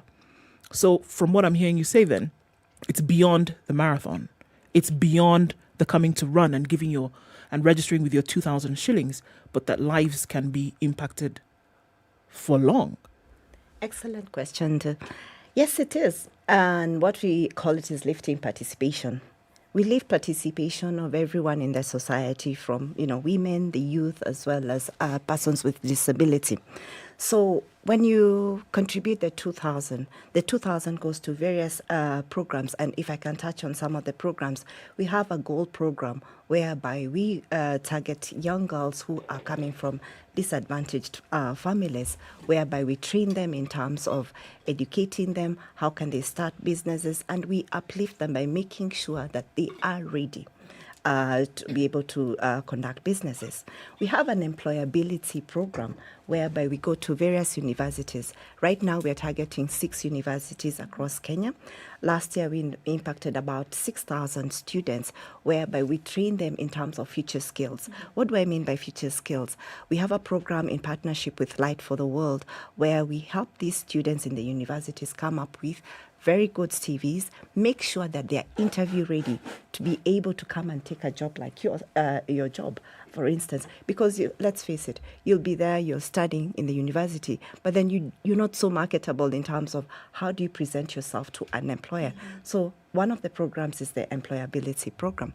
The other program I can also mention is Women in Tech. We are working very closely with Strathmore University, whereby we are targeting women who are in the tech industry, making sure that we get them into an incubator program, run them through a very rigorous exercise whereby we equip them with skills, and then once they graduate, each student gets cash money. We get 5 graduates, and everyone gets $10,000 to be able to start their business. So you can see these programs are actually sustainable. We don't stop there. The next year we look at how is this program working out. We are focusing on impact rather than scalability.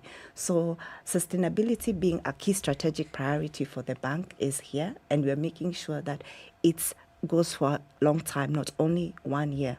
So we live to our brand promise, which is here for good. We want to make sure that we lift participation across the communities in Kenya as well as the world.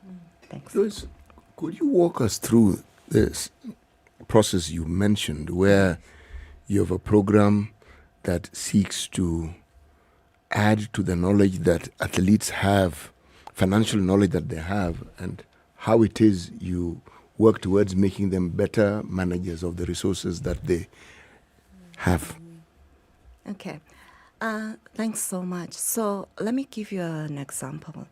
So we have some of the athletes who've won some cash money. Say you've won 200,000, a million shillings.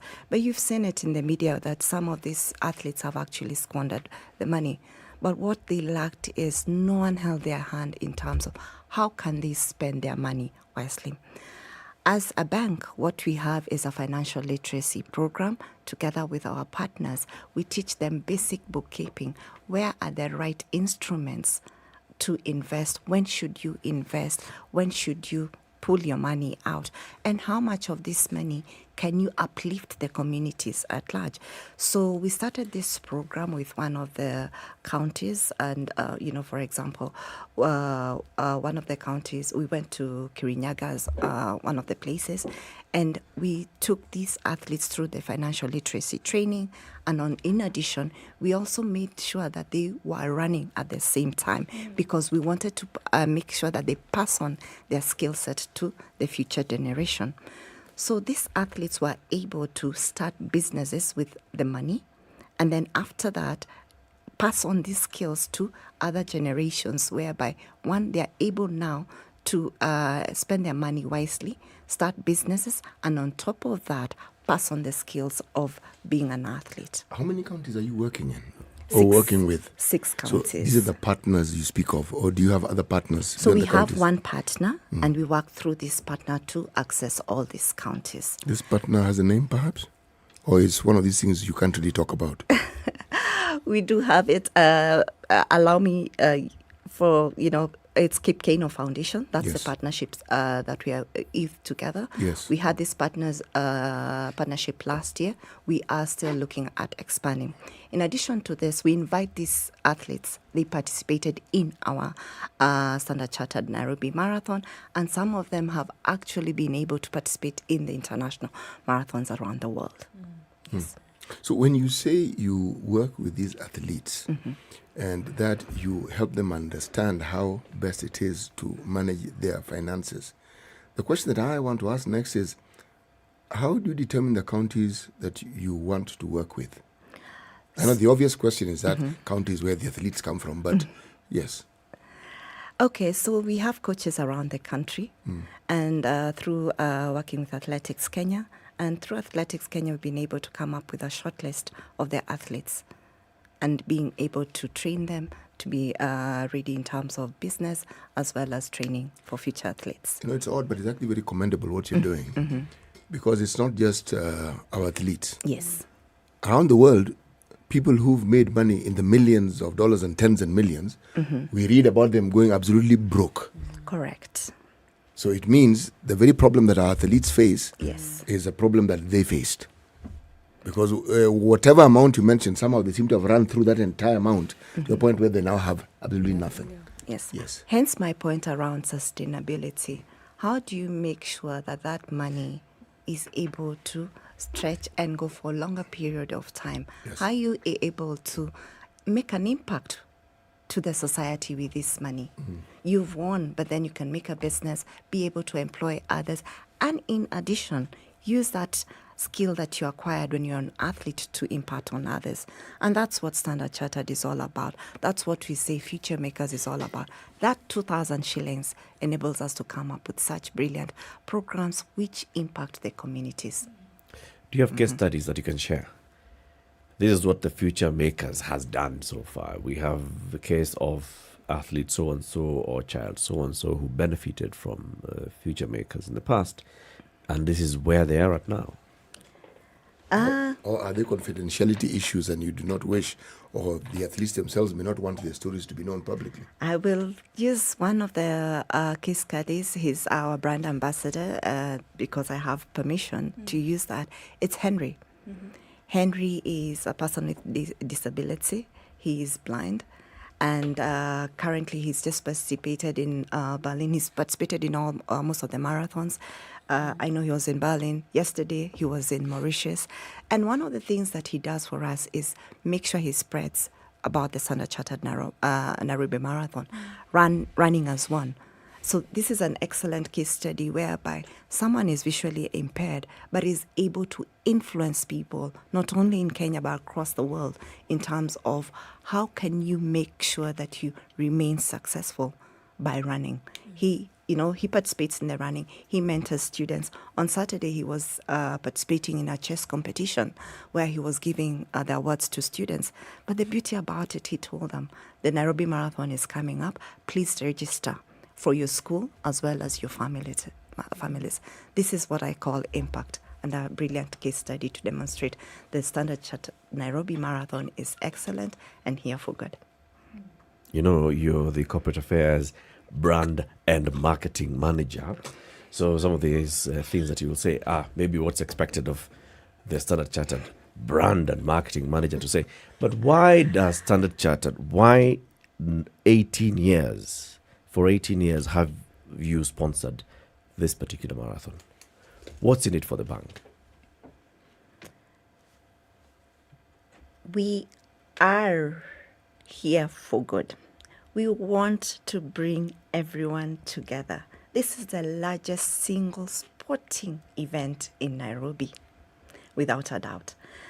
2 years, 3 years with COVID, everyone was tired. Even last year we saw it. This time round, October 30th, we want people to come in droves. Come with your family. Come with everyone. Come and run with us.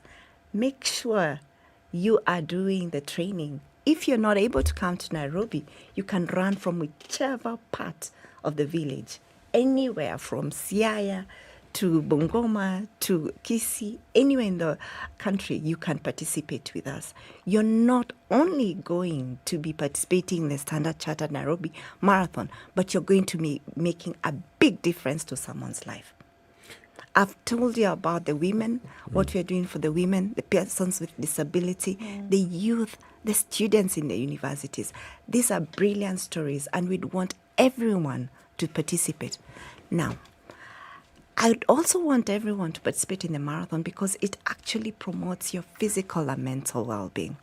It's an amazing story. We run in green spaces. We are going to be planting trees. Last year, we were able to plant about 5,000 trees. Every person who comes for the marathon, you're given a tree seedling. We are going to be doing that in 2022. And for each tree seedling you plant, you conserve the environment and you accelerate our journey as Kenya to net zero. And that's where we all want to be. You've seen what's happening to the climate across the world, Kenya included, where everyone is frozen right now. So that's why I want everyone to come and participate in the marathon, because you're not only going to make an impact to the community, you're going to change the environment. Last year, we had 100% recyclable waste, in terms of we recycled all the waste we collected. We had no use of plastics. It's a plastic-free environment. That's what we encourage, because we are like, it's a sustainable marathon. And with those few words, I hope I can convince you, the three of you, to all come. Joyce, and the entire... The coming and running and walking, that can be done, especially walking slowly.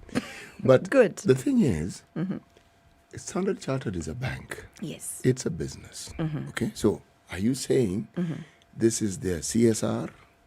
Are you saying this is an attempt to give them better visibility and to place them on the right side of environmental rightism, if there's such a thing? Is this their way of contributing to the world in which they live in?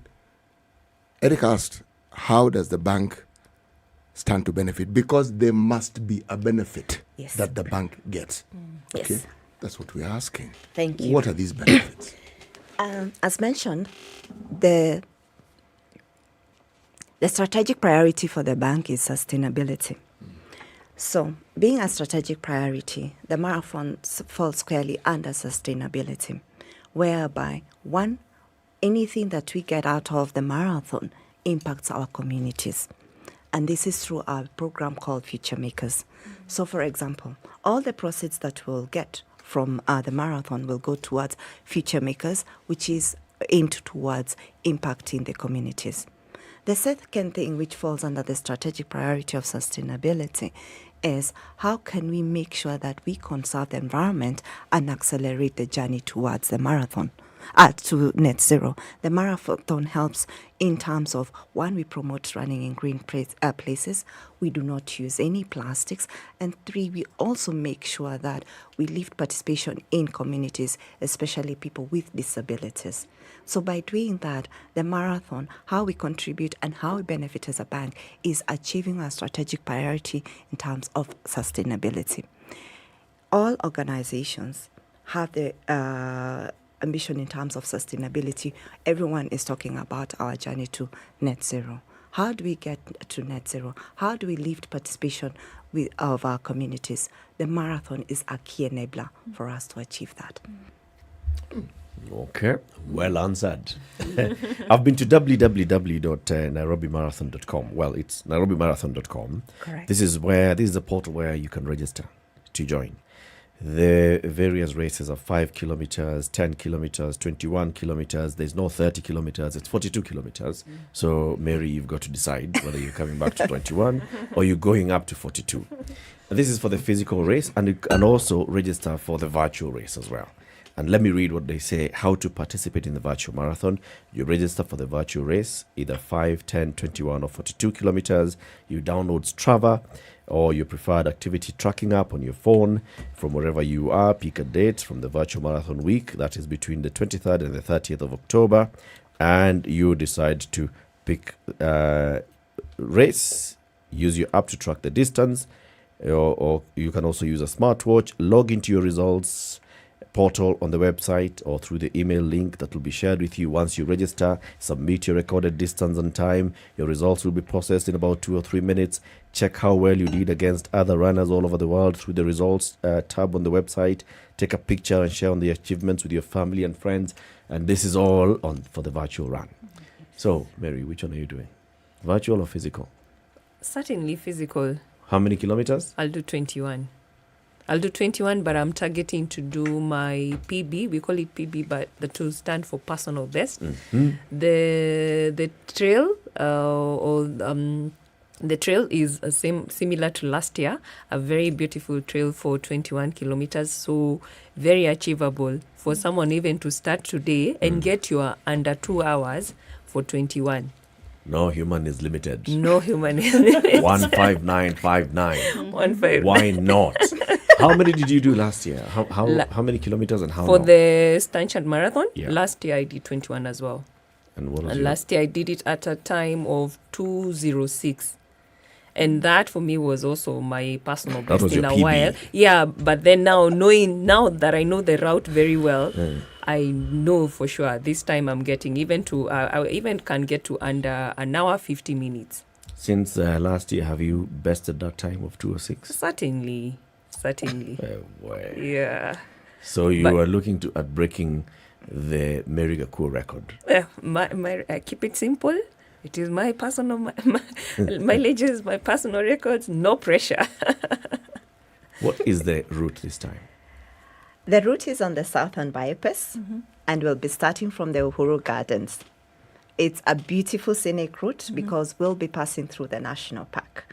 It's the same as last year, and please make sure you participate. So southern bypass from Uhuru Gardens, Yes. come to Elesereni and then go to Kikuyu. Exactly. The Kikuyu route is, if you're doing the 42 kilometers, Sereni is the 21 kilometers, or the 10 and the 5 kilometers family run. And if you're doing 5, you just go up to Langata, you come back down and you're done. And you're done. And that's it. And you'll get your personal best. Correct. Get your personal best. There's something that Julia is telling you, CT. She says, let's register for the marathon, CT. You and I. At least with you in the race, she's sure that she's not going to be the last person to finish. You know, she has a valid point, and I agree with her. Because I've participated in races. I even have medals to show. I've told you this before. When my children were young. Yes, I would participate in a parents' race. And the 2 times I participated, I got a medal. The first time, for running, the first time I got a silver medal. The next time I got a bronze medal. The first time, there were only 2 runners. And so... Imagine, please participate. We shall give you a medal. we have a medal for you. Yes, and in the other race, there were three. There were three runners. So I have always participated, and I got a medal. So ignore the details. Details don't matter. No. Yes. We are registering again this time. Just like Julia is saying, you choose. There should be something. 5 kilometers over time. The thing is, they allow you to walk, which is good. Yes. 5 kilometers I can walk. The beauty is that there's something for everybody. Yes, At whatever certainly. level you 5 are. kilometers I can walk. Yes. With ease. Yes. He said Langata and then back. Yeah. Okay, very good. So, I can do. That's 5 we can do. so please register NairobiMarathon.com. Am I allowed to start walking around midnight so that, by the time other people come, at least I'll be halfway? There are designated times for each race. It's a really fun experience. Please make sure you come. There's Please already a make sure medal you for you, come. CT. What do you Exactly. want? There's a medal. There's already It a doesn't medal matter. waiting for you. Yes. Okay. It doesn't All matter. you need to do is register. And the medal is mine. Yes. Yes, and the time will be your personal best. Thank you. What else could it possibly be? It's your personal best. Mary, thank you very much as well for joining us today, and thank you for sharing your interesting story. We wish you all the best as you prepare for this marathon, and as you encourage us now to, we'll talk on the side, Yes. and you start now training for this thing. Yeah, we are there. 21 kilometers by October. October this year. Manageable and achievable. Yes. Look how No Joyce is looking at human me. is limited. Manageable How and many are you achievable. joining? Which race? See, we are doing 21. 21. Excellent. Mm. Okay. So Yeah. we are going to log you for registration just now. Yeah, before we leave. yes. Thank you very much. Yes, I mean, Excellent. Yeah. Joyce Kibe is the Standard Chartered Head of Corporate Affairs, Brand and Marketing. And Mary Gakuo is a recreational runner. We've been talking about the 19th edition of the Standard Chartered Nairobi Marathon. It's going to be taking place October 30th, and the virtual one from the 23rd to the 30th. Future makers, NairobiMarathon.com. Please go and register. Good morning. It's 9 a.m. Spice up your life. The latest news from around the world. 94.4 Spice FM.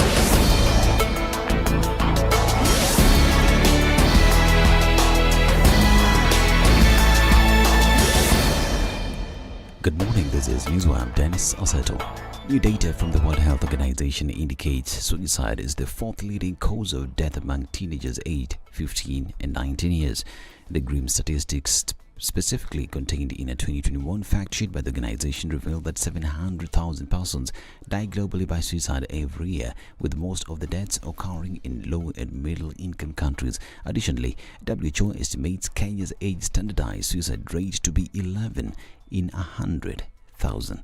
However, there is a scarcity of data on suicide in Kenya as a result of underreporting, which is associated with, among other factors, the criminalization of suicide under the penal code, leading to fear of stigma and persecution and lack of a formal data collection mechanism for suicide data. Further, the organization indicates that for every completed suicide, there have been more than 20 other attempts by others. In 2018 alone, the Kenya National Bureau of Statistics reported 421 deaths by suicide in the country. A suspect wanted in the United States for allegedly trafficking wildlife and narcotics has been arrested by detectives from the Directorate of Criminal Investigation Serious Crimes Unit. Abdi Hussein Ahmed alias Abukadi was apprehended at a rental room in Maua, Meru County following a tip-off from area residents through the DCI's anonymous hotline. Ahmed, alongside his accomplices Mazu Kroma, Amara Sherif and Mansour Mohammed Suru, were wanted in the US for allegedly taking part in a plot to smuggle rhinoceros horns and elephant tusks valued at more than $7 million on diverse dates between December 2012 and May 2019. The base of operation was alleged to be in Uganda, where they smuggled approximately 190 kilograms of rhinoceros horns and at least 10 tons of ivory drawn from various East African nations to ready markets in the United States and Southeast Asia. According to the DCI, the transnational criminal enterprise is responsible for the death of over 100 elephants and more than 35 rhinos. The American embassy has warned its citizens against traveling to Kisumu this election season. In its statement, the embassy said there is a possibility of violence in the city during the exercise.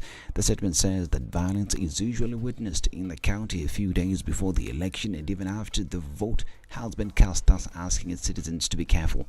They have also been advised to make sure they carry identification documents such as passports if they will be required to travel during this period. And former President of Mozambique, Joaquim Chissano, and former U.S. Assistant Secretary of State for African Affairs, Ambassador Johnny Carson, have been named in a 30-member joint international election observation mission deployed to monitor next week's general election. International Republican Institute and the National Democratic Institute said their delegation includes political and civic leaders, election experts, and regional specialists from 12 countries in Africa, Europe, and North America. NDI board member Donna Brazil noted that next Tuesday's election will be significant as it will mark the third election since Kenya promulgated the 2010 Constitution. And Kenya Kwanza Alliance presidential flag bearer William Ruto now says attempts to manipulate the outcome of next week's general election will not succeed. The United Democratic Alliance candidate instead says all gaps have been shut and the poll where he is set to go head-to-head with Azimio la Umoja candidate Raila Odinga will be conducted in a free and fair environment. Ruto alleged that his opponents have been plotting to use local administrators to interfere with the eagerly awaited polls. Meanwhile, Ford Kenya Party leader Moses Wetangula says that the Kenya Kwanza coalition will hold its final campaign rally Saturday, August 6th in the Nairobi Central Business District if they are denied access to the Nyayo Stadium. Wetangula said the coalition, led by Deputy President William Ruto, would pitch camp at the junction between Moi Avenue and Kenyatta Avenue. The senator sought to assure the supporters of peace during the event, saying that police officers would only be present to offer protection.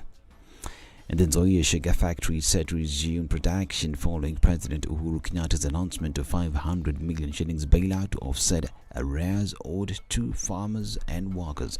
The president, who made the announcement, directed Agriculture Cabinet Secretary Peter Munya to ensure 450 million shillings owed to farmers is accredited to their bank accounts, while 50 million shillings is paid to the factory workers latest Friday. President Kenyatta emphasized that the administration has been working to empower sugarcane farmers, but some leaders charged with the responsibility sabotaged the government's efforts by crippling the operations of the sugar sector. This is Newsweb Dennis Aseta. Good morning.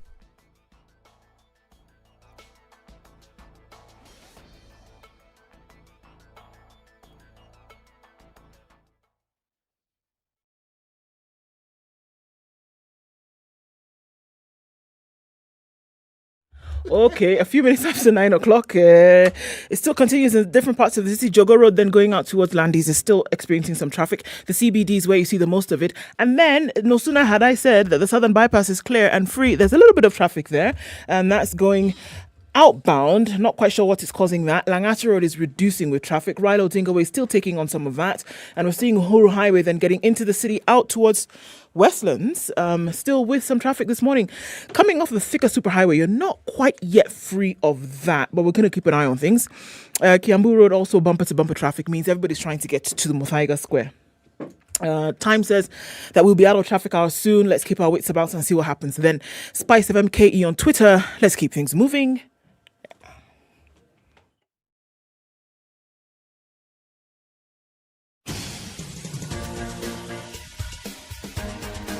This is The Situation Room, the home of hard-hitting political commentary and penetrating insights about the state of the nation. This is a talk radio experience like no other. The Situation Room, a place for hard truths, debates, and elevated conversations. The Situation Room, witty, political, engaging, deep, controversial. In the room, we have C.T. Muga, researcher, academic, seasoned political observer, a fountain of wisdom in these politically uncertain times. Ndu Oko, Nigerian by birth, Kenyan by choice, communications expert, Pan-Africanist, a truth seeker and believer in people power, and Eric Latif, agent provocateur, the man in the chair, seasoned journalist, news hound, a man who believes in punching up, not down. This is The Situation Room the only 7 way after to 9. start your day. Hello, how are you doing? We're on to the final hour of Kenya's biggest conversation this morning. It's the 3rd day of August, 2022. We've been here since 6 a.m. and we're here every weekday morning, 6 to 10 a.m. Live streaming the show on YouTube and Facebook and also broadcasting on SpiceFM around the country. So we are registering for the marathon, right? Oh, okay. Yeah. At least we do the 10K. Tower. 10K we can do comfortably. By October, we can have done something. Even if it was this weekend, 10 kilometers we can do. We are not competing against anyone. We're just, okay. We're just doing it recreationally. So we are doing it? Yes. So. Yes. Come on. I did the Uhuru Classic. See, eh? I did. Wait. We went at 5 kilometers and you come back. We've only done 3. Let me ask you. So as you're saying it now, we are doing. That's how I'll go and register. And you come and tell me later. Actually, No. We'll do it.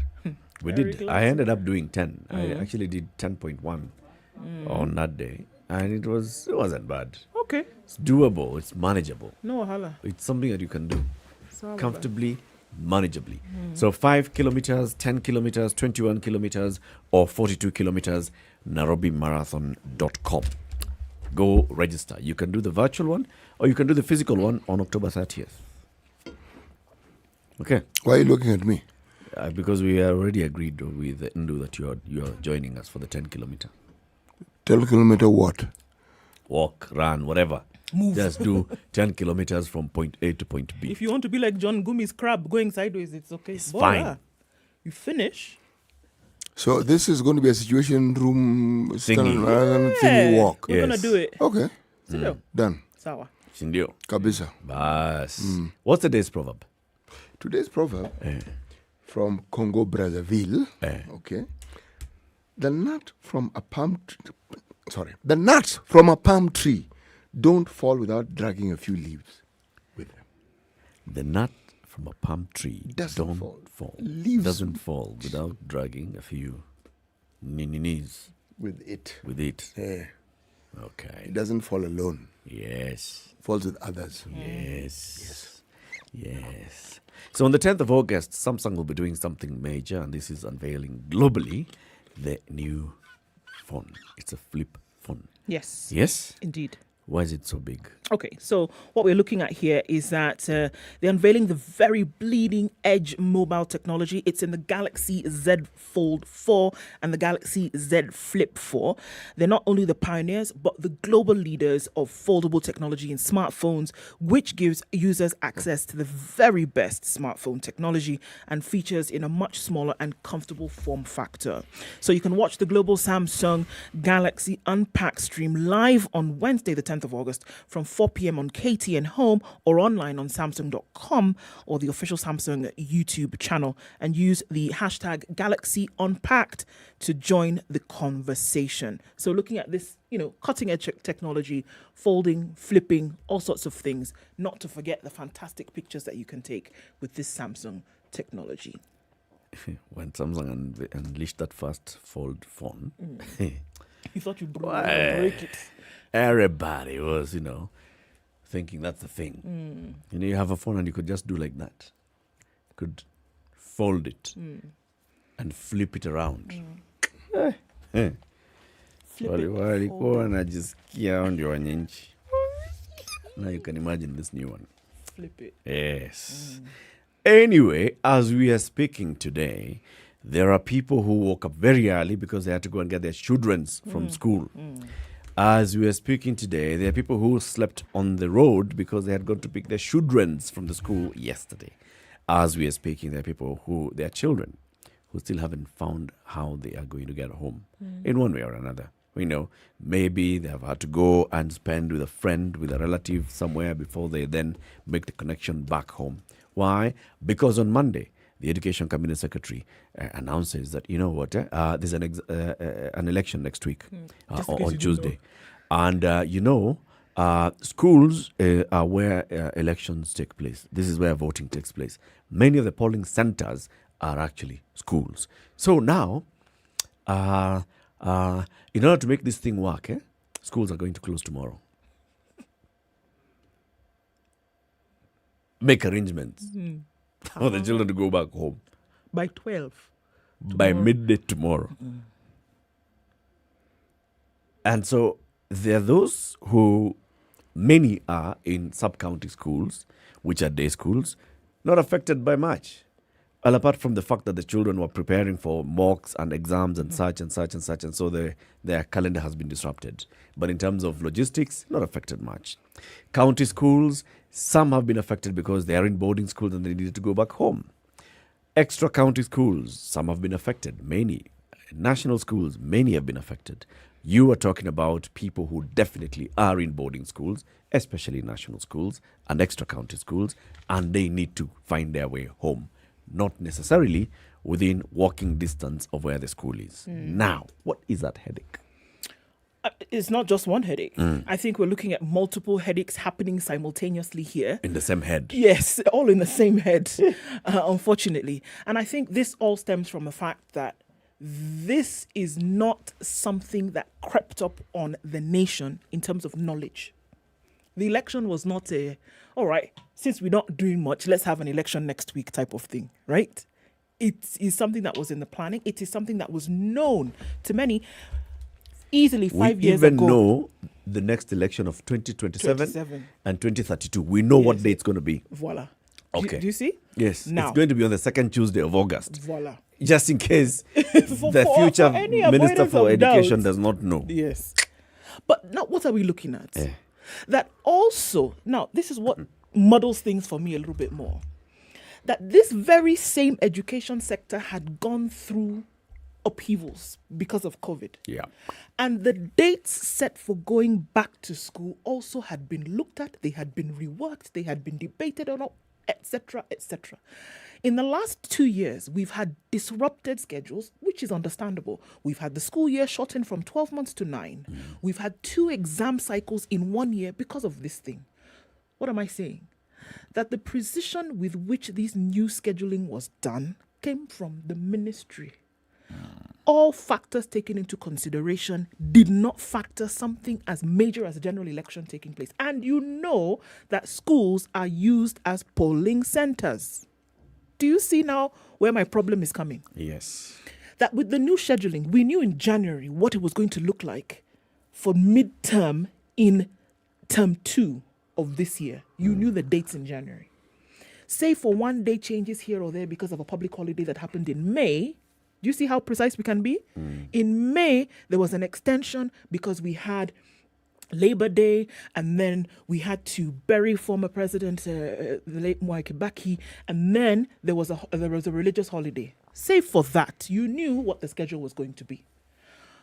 Why was it not possible to marry midterm with the election week and do it then? Because you knew it was going to happen. That is my problem. Why could it not have happened? And then why was it not communicated better? Secondly, on Friday, we saw a circular coming from the same ministry telling everybody that schools were going to close on the 6th of August. Same ministry, not a different one. It did not come from security, interior. It did not come from health. It did not come from devolution. It came from education saying schools would close on the 6th. And then you wake up on Monday morning and then you tell people, oh, by the way, it's tomorrow. 6th is when? Friday. Saturday. So 5th, 6th. He said 5th and 6th, if I can pull it up. So schools were to close end of this week? Yes. Okay. Because midterm exams, as stipulated by, again, none other than the same ministry, had been slated for the 2nd to the 4th of August. Okay.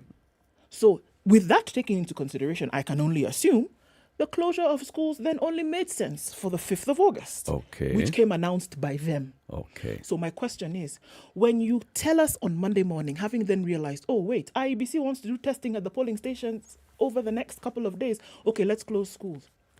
Did you consider exams? Do you consider the rapid movement, alacrity with which people had to move?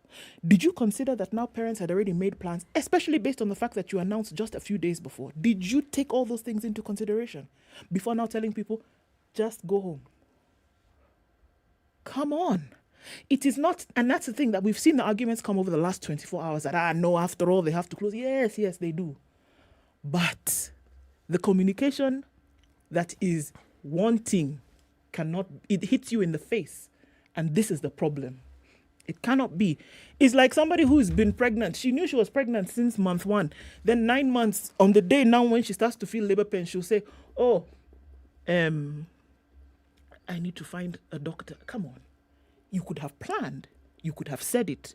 We could have had a better... Now, people are stranded. Children were waiting at bus stops yesterday with only 50 shillings, hoping that the fare would drop so that they can go home. Because it was not planned for. Parents do not have money. The school fees that we're talking about for this current term, for many parents, has not been paid. What do we expect to happen? And I'm saying the communication lines just need to be open. Not even better. They just need to be open. Open them. And then we can better them in the future. Just open them. Just open them. So now, okay, wait. It's because the IEBC needs to use the schools for testing. IEBC has said also, in a separate announcement, in the schedule of things that they're going to be doing over the next 7 days, which they now talked about on Monday. And one of those was then deploying their people to different polling centers. They obviously include schools, isn't it? Okay. Nisawa. You see, it includes schools, doesn't Nisawa. it? Yeah. Do they need a week To test whatever they're testing? Okay. To set up the kids, to set up all of this. They said that is what... Could they have done it Sunday and Monday? No. Why? It's not enough time. To do what? To set up. As they told her, I'm just telling you. I'm just looking back at, okay, so because it clearly seems that this is communication. Initially, the plan was let's close schools by the end of the week, and then we leave the schools available for the IEBC. And they would be on midterm for that week. And they will be on the midterm for the week of the elections. Yes. Okay? Yes. Now, we are flipping it around. IEBC needs a little bit more time to access these facilities for security and all. Then we shall close school earlier, but then they shall resume from midterm on the 11th. 2 days after the election. There's something that still doesn't make sense here. So voting happens on the 9th. Yes. Counting takes place in the same place. Mm. All right? So it's going to take place most likely overnight, the 9th. And there'll be some issues here and there, going to the 10th. Okay?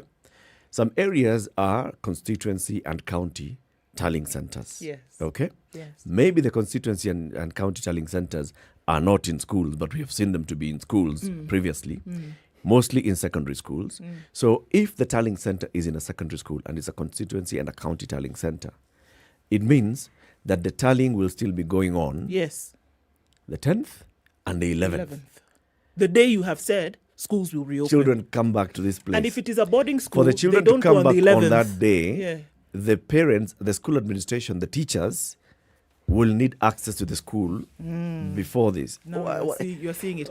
Apart from that, for boarding schools, for those tallying centers that are boarding schools, for example, have you seen boarding schools that tell the people on the day that we are opening is the day you arrive in school? When do they usually come to school?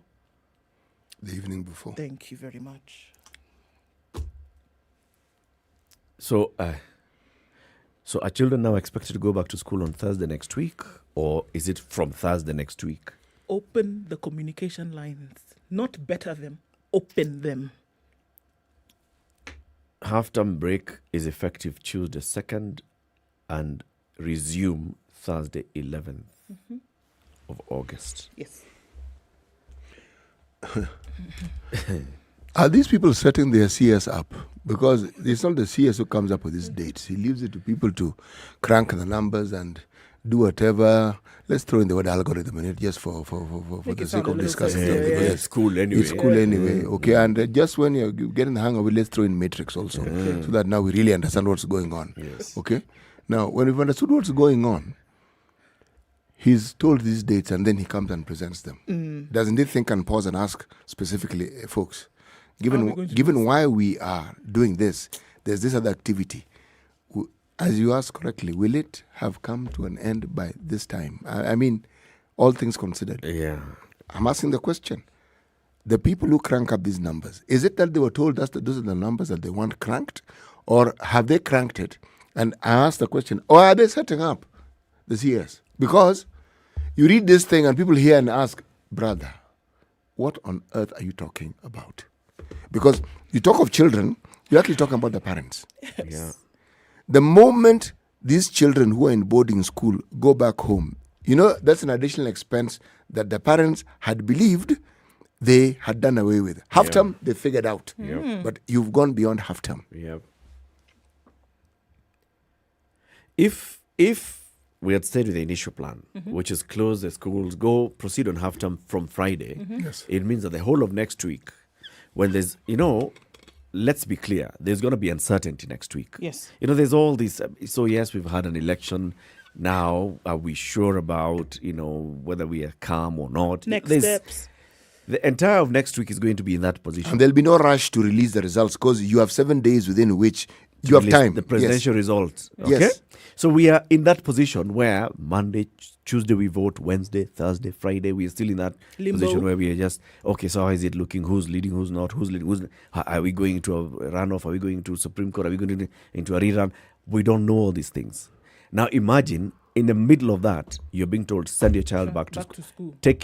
Send your child back to school. For many parents, let's not forget, for many parents, especially around the country, it is send your child back to school. You don't They take don't the child. accompany their children to Accompanying school. is an additional expense. No. It's an additional expense. Just go to the stations when you see schools opening, because what are we talking about? Children are on their own. Children of a certain age are Yes. on their own with their luggage going to school. They've been sent. Also coming back, they are coming back on their own. Let's be honest. Now you're saying that parents are being told, in the midst of on all Thursday, this limbo, take your child to bus station and let them get onto a bus heading back to school. That public buses will be flying. full of children on Thursday next week, 2 days after the election. And by Thursday, I can bet you the presidential result will not have been declared. We'll be getting the parliamentary county governors. And Eric, even if they've been declared, it isn't as though one is anticipating and being a prophet of doom. We know our electoral cycles. Shouldn't we be certain that things are calm, back to normal, before you allow children to now go back to school? It isn't as though they'll be in harm's way, but our elections bring things into a fairly topsy-turvy situation.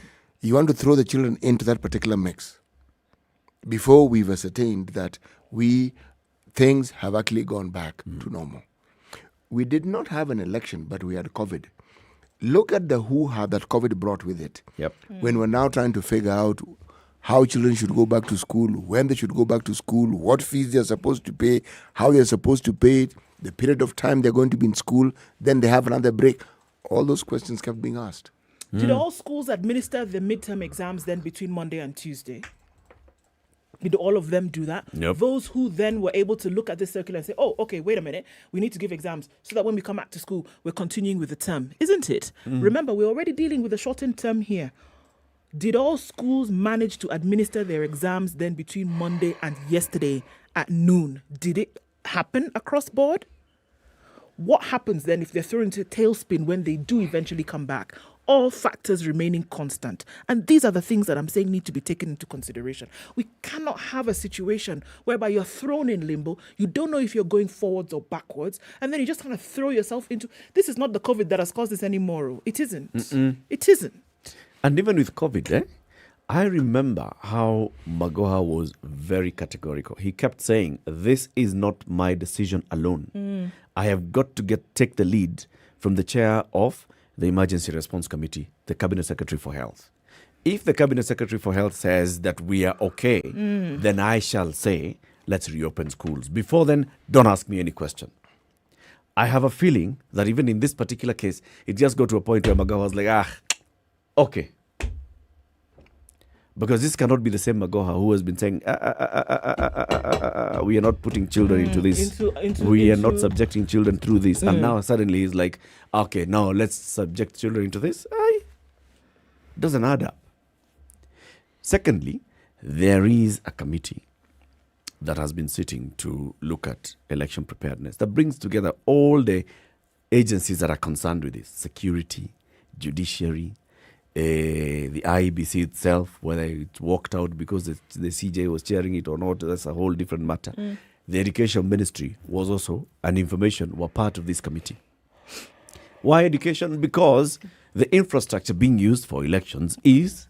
It belongs to the Ministry of Education. So they must have been part of this committee. So throughout, as they're looking at how then, they must have also looked at the school closing calendar. When IEBC, when do you need these facilities? We need them, Madam Chair, we need them 7 days to... All right, 7 days means fast. Why would it be so difficult? If that was the case, I mean, this whole thing is confusing. There's something that is not adding up. And even looking at the CSA's communication on Monday, he said, following further consultations, I convey the government's decision on the immediate closure of all basic education institutions with effect from Tuesday 2nd to Wednesday 10th to ensure preparations and conduct of the upcoming elections is carried out seamlessly. It sounds like it was at that point where it was like... You know what? Okay, there's an election. Just go ahead, man. Do whatever you need to do. Leave me alone. Leave me alone. Is it? That's what it sounds like. This is the last thing I'm doing anyway. But you see this number that is thrown at us all the time. 1 million students. 1 million. That is the 1 million that we are talking about today that you're going to tell them, that you told them on Monday to go home. In case it has not sunk, if the penny has not dropped, it is those 1 million that you're telling to go home.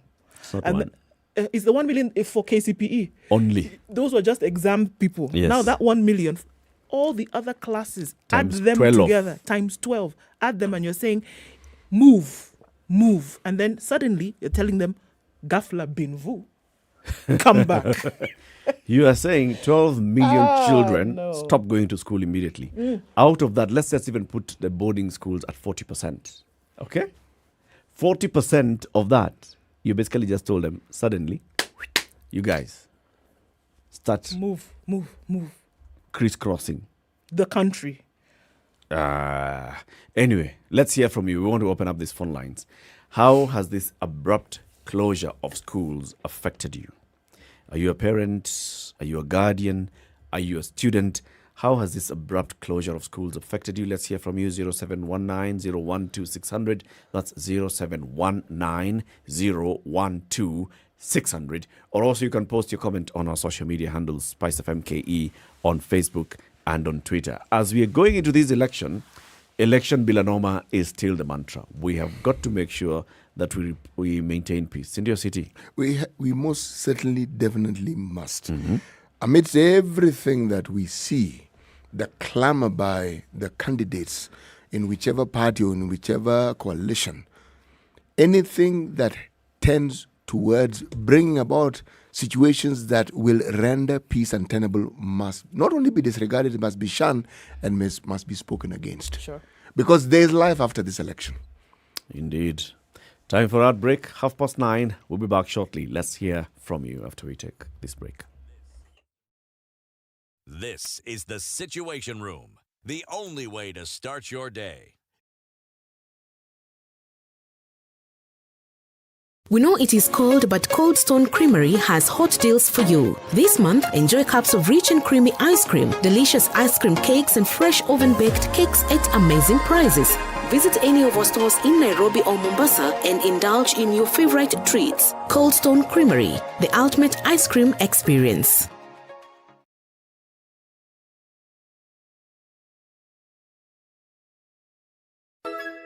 To be Kenyan is to build bonds on shared values, beyond borders, beyond language, beyond tribe, beyond politics. Election bila noma, penda jirani. This message is brought to you by the National Cohesion and Integration Commission, NCIC, in partnership with the Standard Group.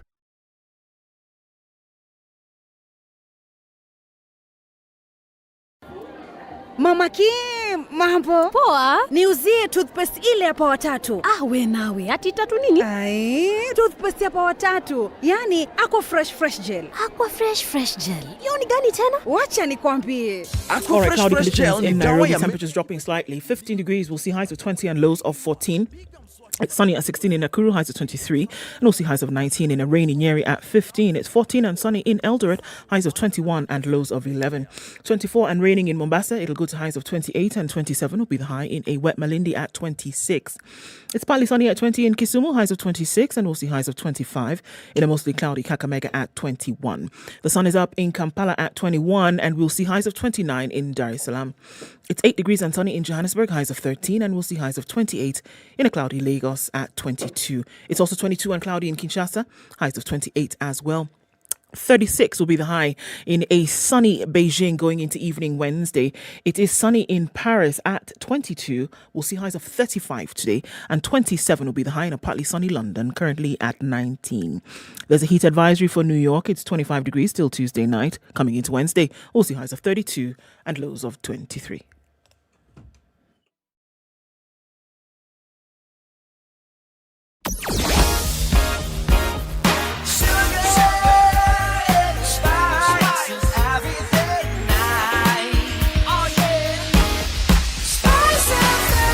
Spice up your life. All right, that issue on the Southern Bypass has been cleared up. Not too much traffic. We're coming out of traffic hours soon. We're looking at Uhuru Highway. It's clogged as you get to that Lusaka and Langata Road junction, and then out towards Haile Selassie. Landis Road is crazy. Bus station, we're told, is actually crazy here right now. And there's a lot of traffic heading in that Kamkunji area. I wonder why. Jogo Road as well, still pretty busy, and we're looking at that going into the CBD. Coming off the Thika Superhighway as well, quite some traffic. And Kiambu Road is also still doing the rounds. Coming off of Mombasa Road, that doesn't look too bad. James Gishuru got busier later, and it's still happening now, getting onto Waiyaki Way. Red Hill Link Road, there's an option for you to use to get into the city. Through the morning, talk to us on SpiceFM, KE on Twitter.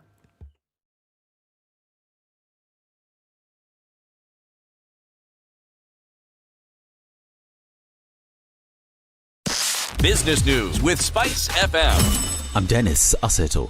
Utility company Kenya Power is set to test its electric vehicle system in Nairobi and Nakuru from September.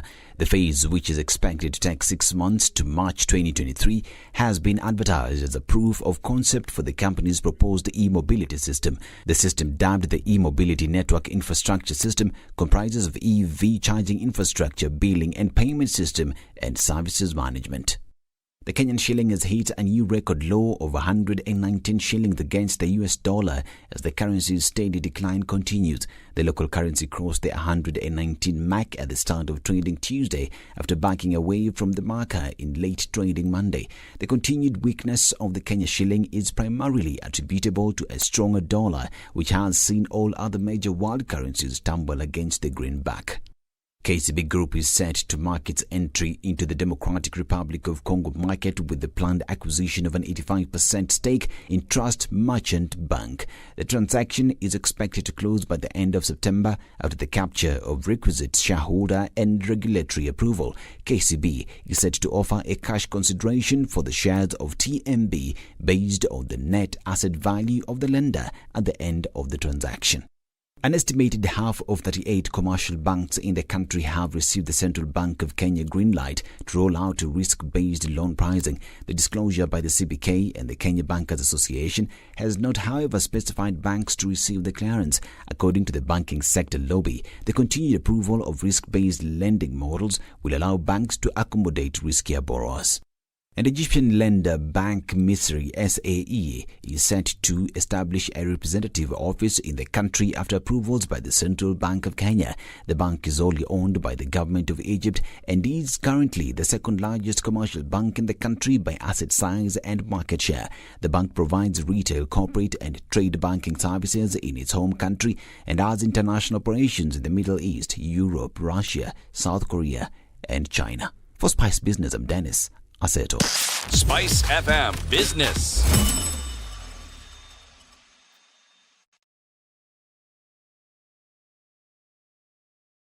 Mature, intelligent talk every morning. Spice up yourself.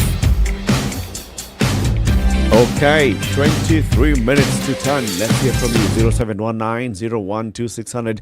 How has the abrupt closure of schools affected you? We are talking about the order by Education Cabinet Secretary. He's called who? Professor George Magoha, who said schools will close on the 2nd of August and remain closed until the 10th of August and reopen on the 11th of August. That's after a half-term break. This is to facilitate schools to be available for, what do you call it? IEBC, to do what they call it? Elections. Okay. Edward in Mombasa, good morning. Very well, thanks. Are you well? I'm doing good now, but not good yesterday. Okay. What happened yesterday? Tell us about it. This whole education mess. You know, our children study in Nairobi. Mm-hmm. So we had booked a CDR for Friday. Mm-hmm. Then all of a sudden in the evening, about 5 p.m., we are told that the children should be picked up the following day, very early in the morning, 7 a.m. So it was a very crazy thing. I was very mad with this education minister. That's total chaos. So how did you go about it? One thing I have to say, there's one unit that is working well in this country. That's the SGR. Mm-hmm. I think this guy should be awarded. For one, it is one thing we do in this country. They have never failed us. They reorganized the whole train for Friday, and although the queue was very long, we took 1 hour inside the station, changing the rescheduling. But I'm sure everybody got a ticket. So you were able to reschedule your ticket from Friday, the 5th, yes, to at a price. To yesterday, the 2nd. Yes. But you had to pay something extra for this. Yeah, you had to pay something extra for that. I think SGR should be awarded. They're doing a good job. Good stuff. Thank you, Edward. Thank you. My prayer, anybody, either party who is the presidency next week, my prayer is that their first job should be to sack the professor, the education ministry. He doesn't know what he's doing. There are 3 things. Number 1, he doesn't have children. Number 2, he was clueless about every plan that was happening in this country, and he didn't know there was going to be a general election next week. Then, number 3, I think the guy is just incompetent. 3 things. We hear you, Edward. Thank you very much. Let's hear from Samuel in Teso. Samuel, good morning. Good morning to you. How are you today? I'm fine, thank you. This is Samuel Wafula from Kotur, Teso. Kotur is found in Teso, Busia County. Very good. Asante. Karibu kwa kipindi. Tell us, how has this abrupt closure affected you? Majorly, the abrupt closure has brought us a lot of animosity among parents and teachers and students. Professor Magoha is someone I categorize as a kangaroo CS. Why? Because you cannot just, on Sunday, he made a press saying that schools will close on 5th, that is on Friday. But he just left, woke up on Monday, and made a press release again, schools to close on Tuesday. And we remember, this term has been short. The education calendar had been shortened to 10 weeks. Then we used some of the past weeks on CBC training for secondary schools. So it went away. And again, teachers are prepared for 9 weeks. Then you come and close a school 2 weeks. 2 weeks have gone away, this week and the next week. And is giving us a surprise that we open on 11th, not knowing that if we don't get 50 plus 1, we are going for a re-election again. This man, I just pray the next president should not just even consider Magoha in any post in this country. That guy should just go home and rethink what he has done in the Ministry of Education. Pole sana, very Samuel. useless, yes. Pole, Samuel. We hear you. Thank you. Let's hear from Simon in Mombasa. Good morning. Good morning, Eric. Morning. Okay, this is the place where you actually say enough is enough. This is where enough becomes enough. Yeah, but those are referring to Magoha as a kangaroo. I beg to differ with them because he's one of the sober ministers we have had in this government. You might begin to notice that he has not taken sides whether in the two horses. He has remained sober to do his job. In as much as he has personal assistants, he has secretaries, he has advisors. We have to blame him for some of these decisions. We cannot blame the team behind him. I can say the buck stops with him. He has to take responsibility. He cannot make such rash decisions and expect people not to complain. But he's a sober professor. He's a very competent guy. Maybe the team around him messes him sometimes, but he's a very sober guy. Yeah, that's my take. That's a good take. Thank you very much for balancing it out. Okay, but enough is enough. Thank you, Simon. Diru Shah in Nairobi. Good morning, Eric. Morning. Eric, a subject on holidays and taking off. These things I had told the minister about 20 years back that when you gazette something, it should not be gazetted on the spot, but it should have been public participation. Like the holidays, most of the holidays should have come on Mondays, like in Europe. So there's no disturbance. Now, with school closing down, almost 20% of the students who are studying in boarding, for the expenses for the children to pick them up, bring back to them, and that chaos everything. So all this part of the holidays should be really planned 1 year ahead or 2 years ahead. Like Eid, you cannot have how many court cases have been disturbed when you have this type of holidays? You know, as it is, we are going 10 years behind in running the cases. So all of a sudden, any holidays comes, this disturbs the whole thing. It disrupts very many things. Yeah, like you're having an urgently operation, it's been cancelled because it's a holiday. So these holidays cannot be just given by whenever they want. Like Kibaki week, if you remember, it was 6 days. It was very good for holiday makers. For the hotels, it was boom. It was for very good for the transport people, but people suffered.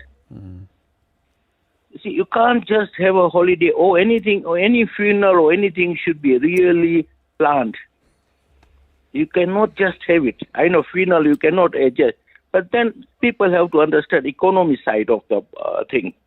So what you're saying is you're advocating for like a bank holiday, to be clear. Public holidays shall be on Mondays. Mondays. All so the you know holidays it's a long weekend like in and UK. that's it. Yeah.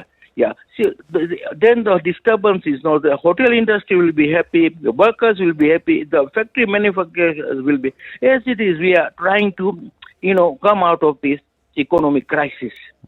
And all this disturbance, like this election date, should have been on Friday or on Monday. So, everything, people start back to work. And in Europe and everywhere, there is no holiday for the election. People go and vote and go to work. We hear you. Thank you, Diru. And another, Eric, I need to talk about this Kenya Airways. Unfortunately, I tried this morning. I have one statement to make. Air India was sold after 60 years. British Airways was sold after 100 years. Kenya Airways will be bankrupt after 20 years if we don't bankrupt today. And the taxpayer will be paying money constantly. Constantly. So government should be out of it or sell it or bankrupt it or whatever it is.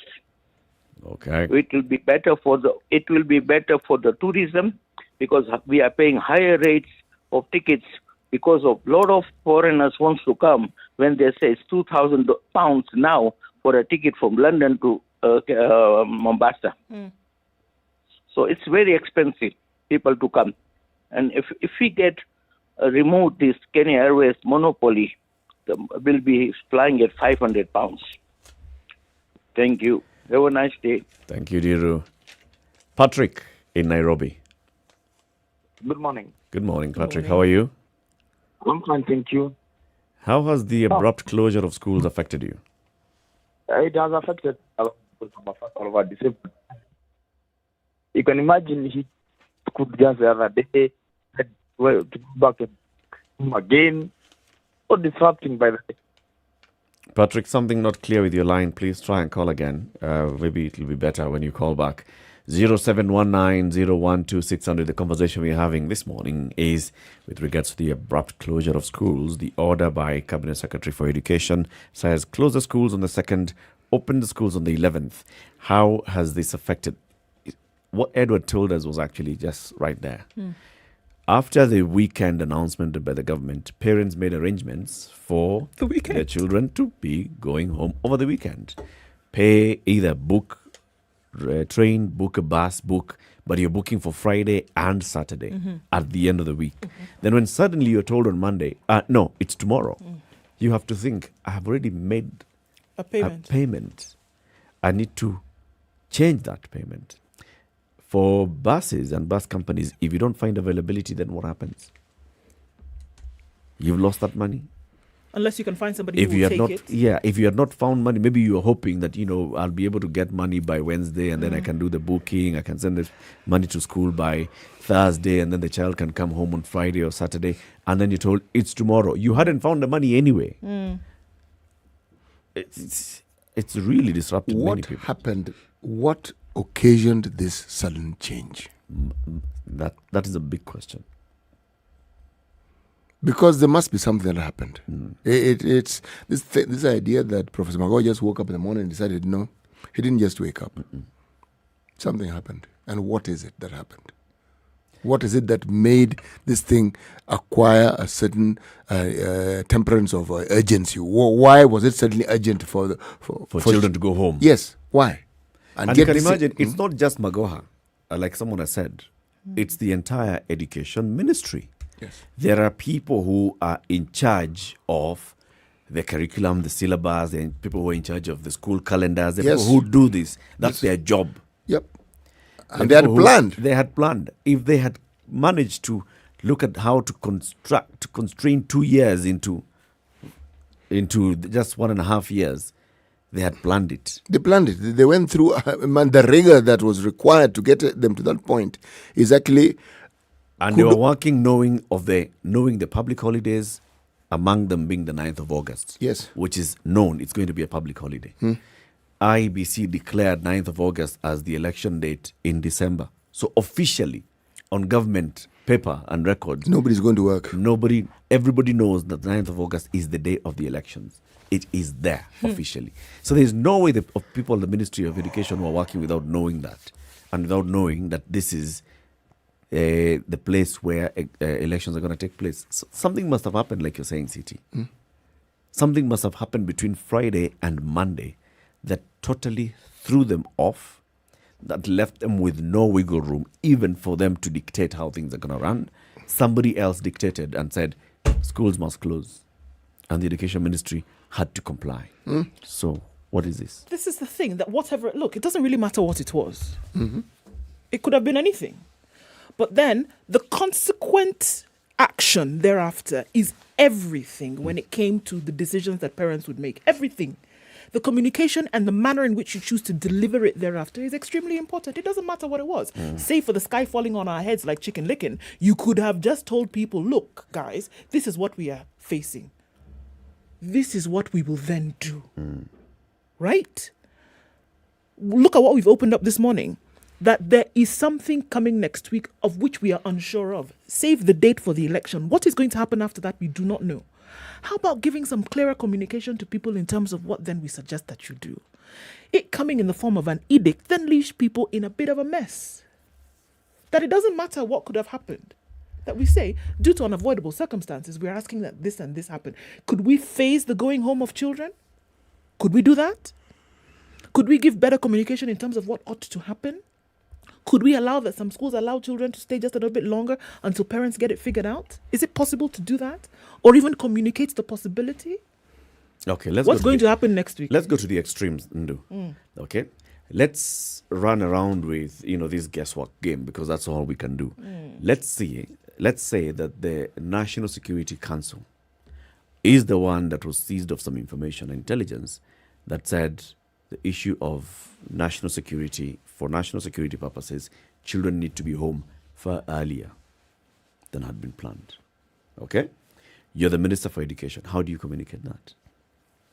I have been ordered by security that I need to close schools. You can't do that. No, of course you can't do that. That you cannot do. Because I'm looking at the extremes. One of the farthest extreme would have to be that there is intelligence information that has made the government come to that decision and conclusion that no. Children need to be away much earlier. Children need to be away from these facilities much earlier. Okay. That is a extreme. The other one would be where you guys, but now we as IEBC, we need to access these facilities. You people, you should have told us. Yeah, but it's do you want to be the reason why we can't run this election fairly? No, what do you want? We want to access the schools, so you access. But we don't want other people to be in the schools. Okay, so what do? You close the schools. Okay, close schools. How do you communicate that? IEBC has come with their disorganization, and they are making us disorganize you as well. No, I mean, even though it would be fun to play around in that level of extremes, I still am going to stick on to that point that you people knew that an election was taking place. Something as sensitive as an election, anything can happen, isn't it? Right. But you knew of this date 5 years ago. Was it not the same people who are sitting in the ministry 5 years ago? Yes, who are they there were. Today? Yes, they were. Many of them are the same people, Abi? Yes.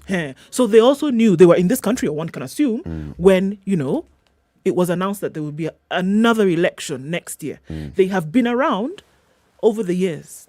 2018, 2019, 2020, 2021, 2022. They've been aware that there was going to be an election.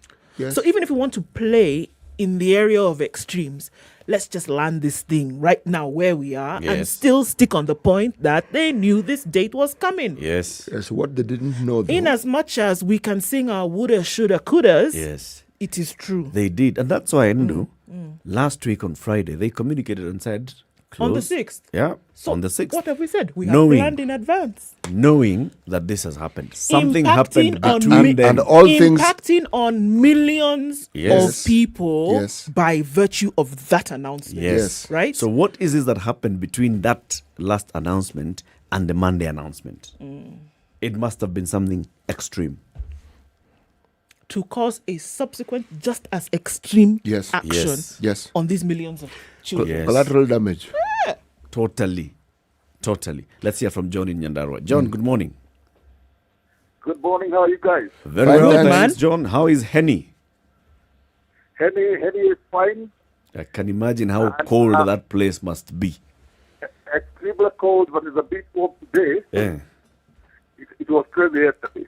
So today it's warmer. It's now about 9 degrees. Today is warmer. Yeah. Exactly. And we are here still waiting for the electoral day.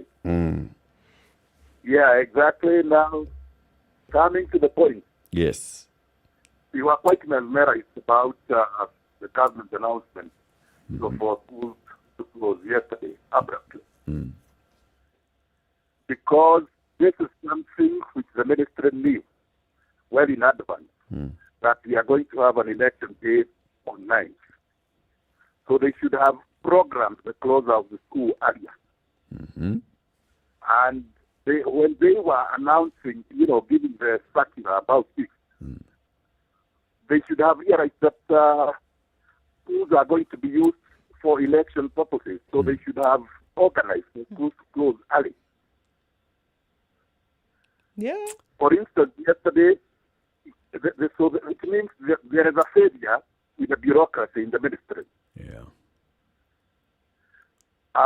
Because, for instance, yesterday I have children who belong to my friends who study in any secondary. Yes.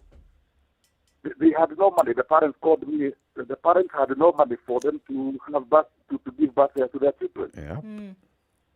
The children passed here at my home, and I had to give them money. Yep. You see?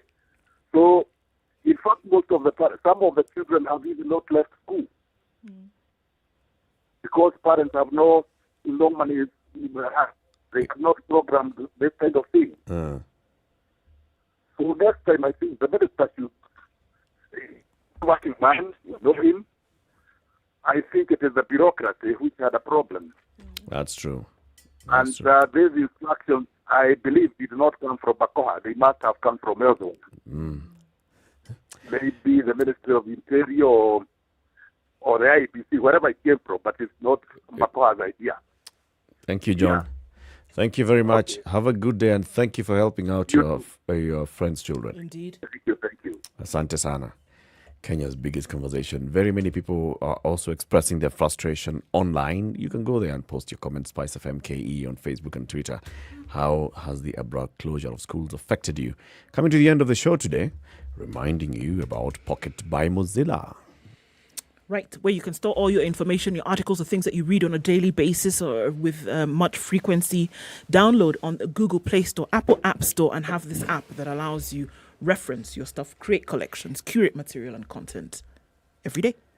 Indeed, whatever you do as we get towards the general election, remember it's elections bila noma. We've got to maintain peace. We've got to go in, vote, come back home, wait for the results. And yes, this country should be the same even after the election. Thank you very much for tuning in to Kenya's biggest conversation today. We've been here since 6 a.m. to now, coming up to 10 a.m. It's Eric Latif, Ndu Oko, and C.T. Muga, who has the day's proverb as we conclude. It is from Congo-Brazzaville. Congo-Brazzaville. The nuts from a palm tree don't fall without dragging a few leaves with it. Okay. Have a lovely day, folks. It's now 10 a.m.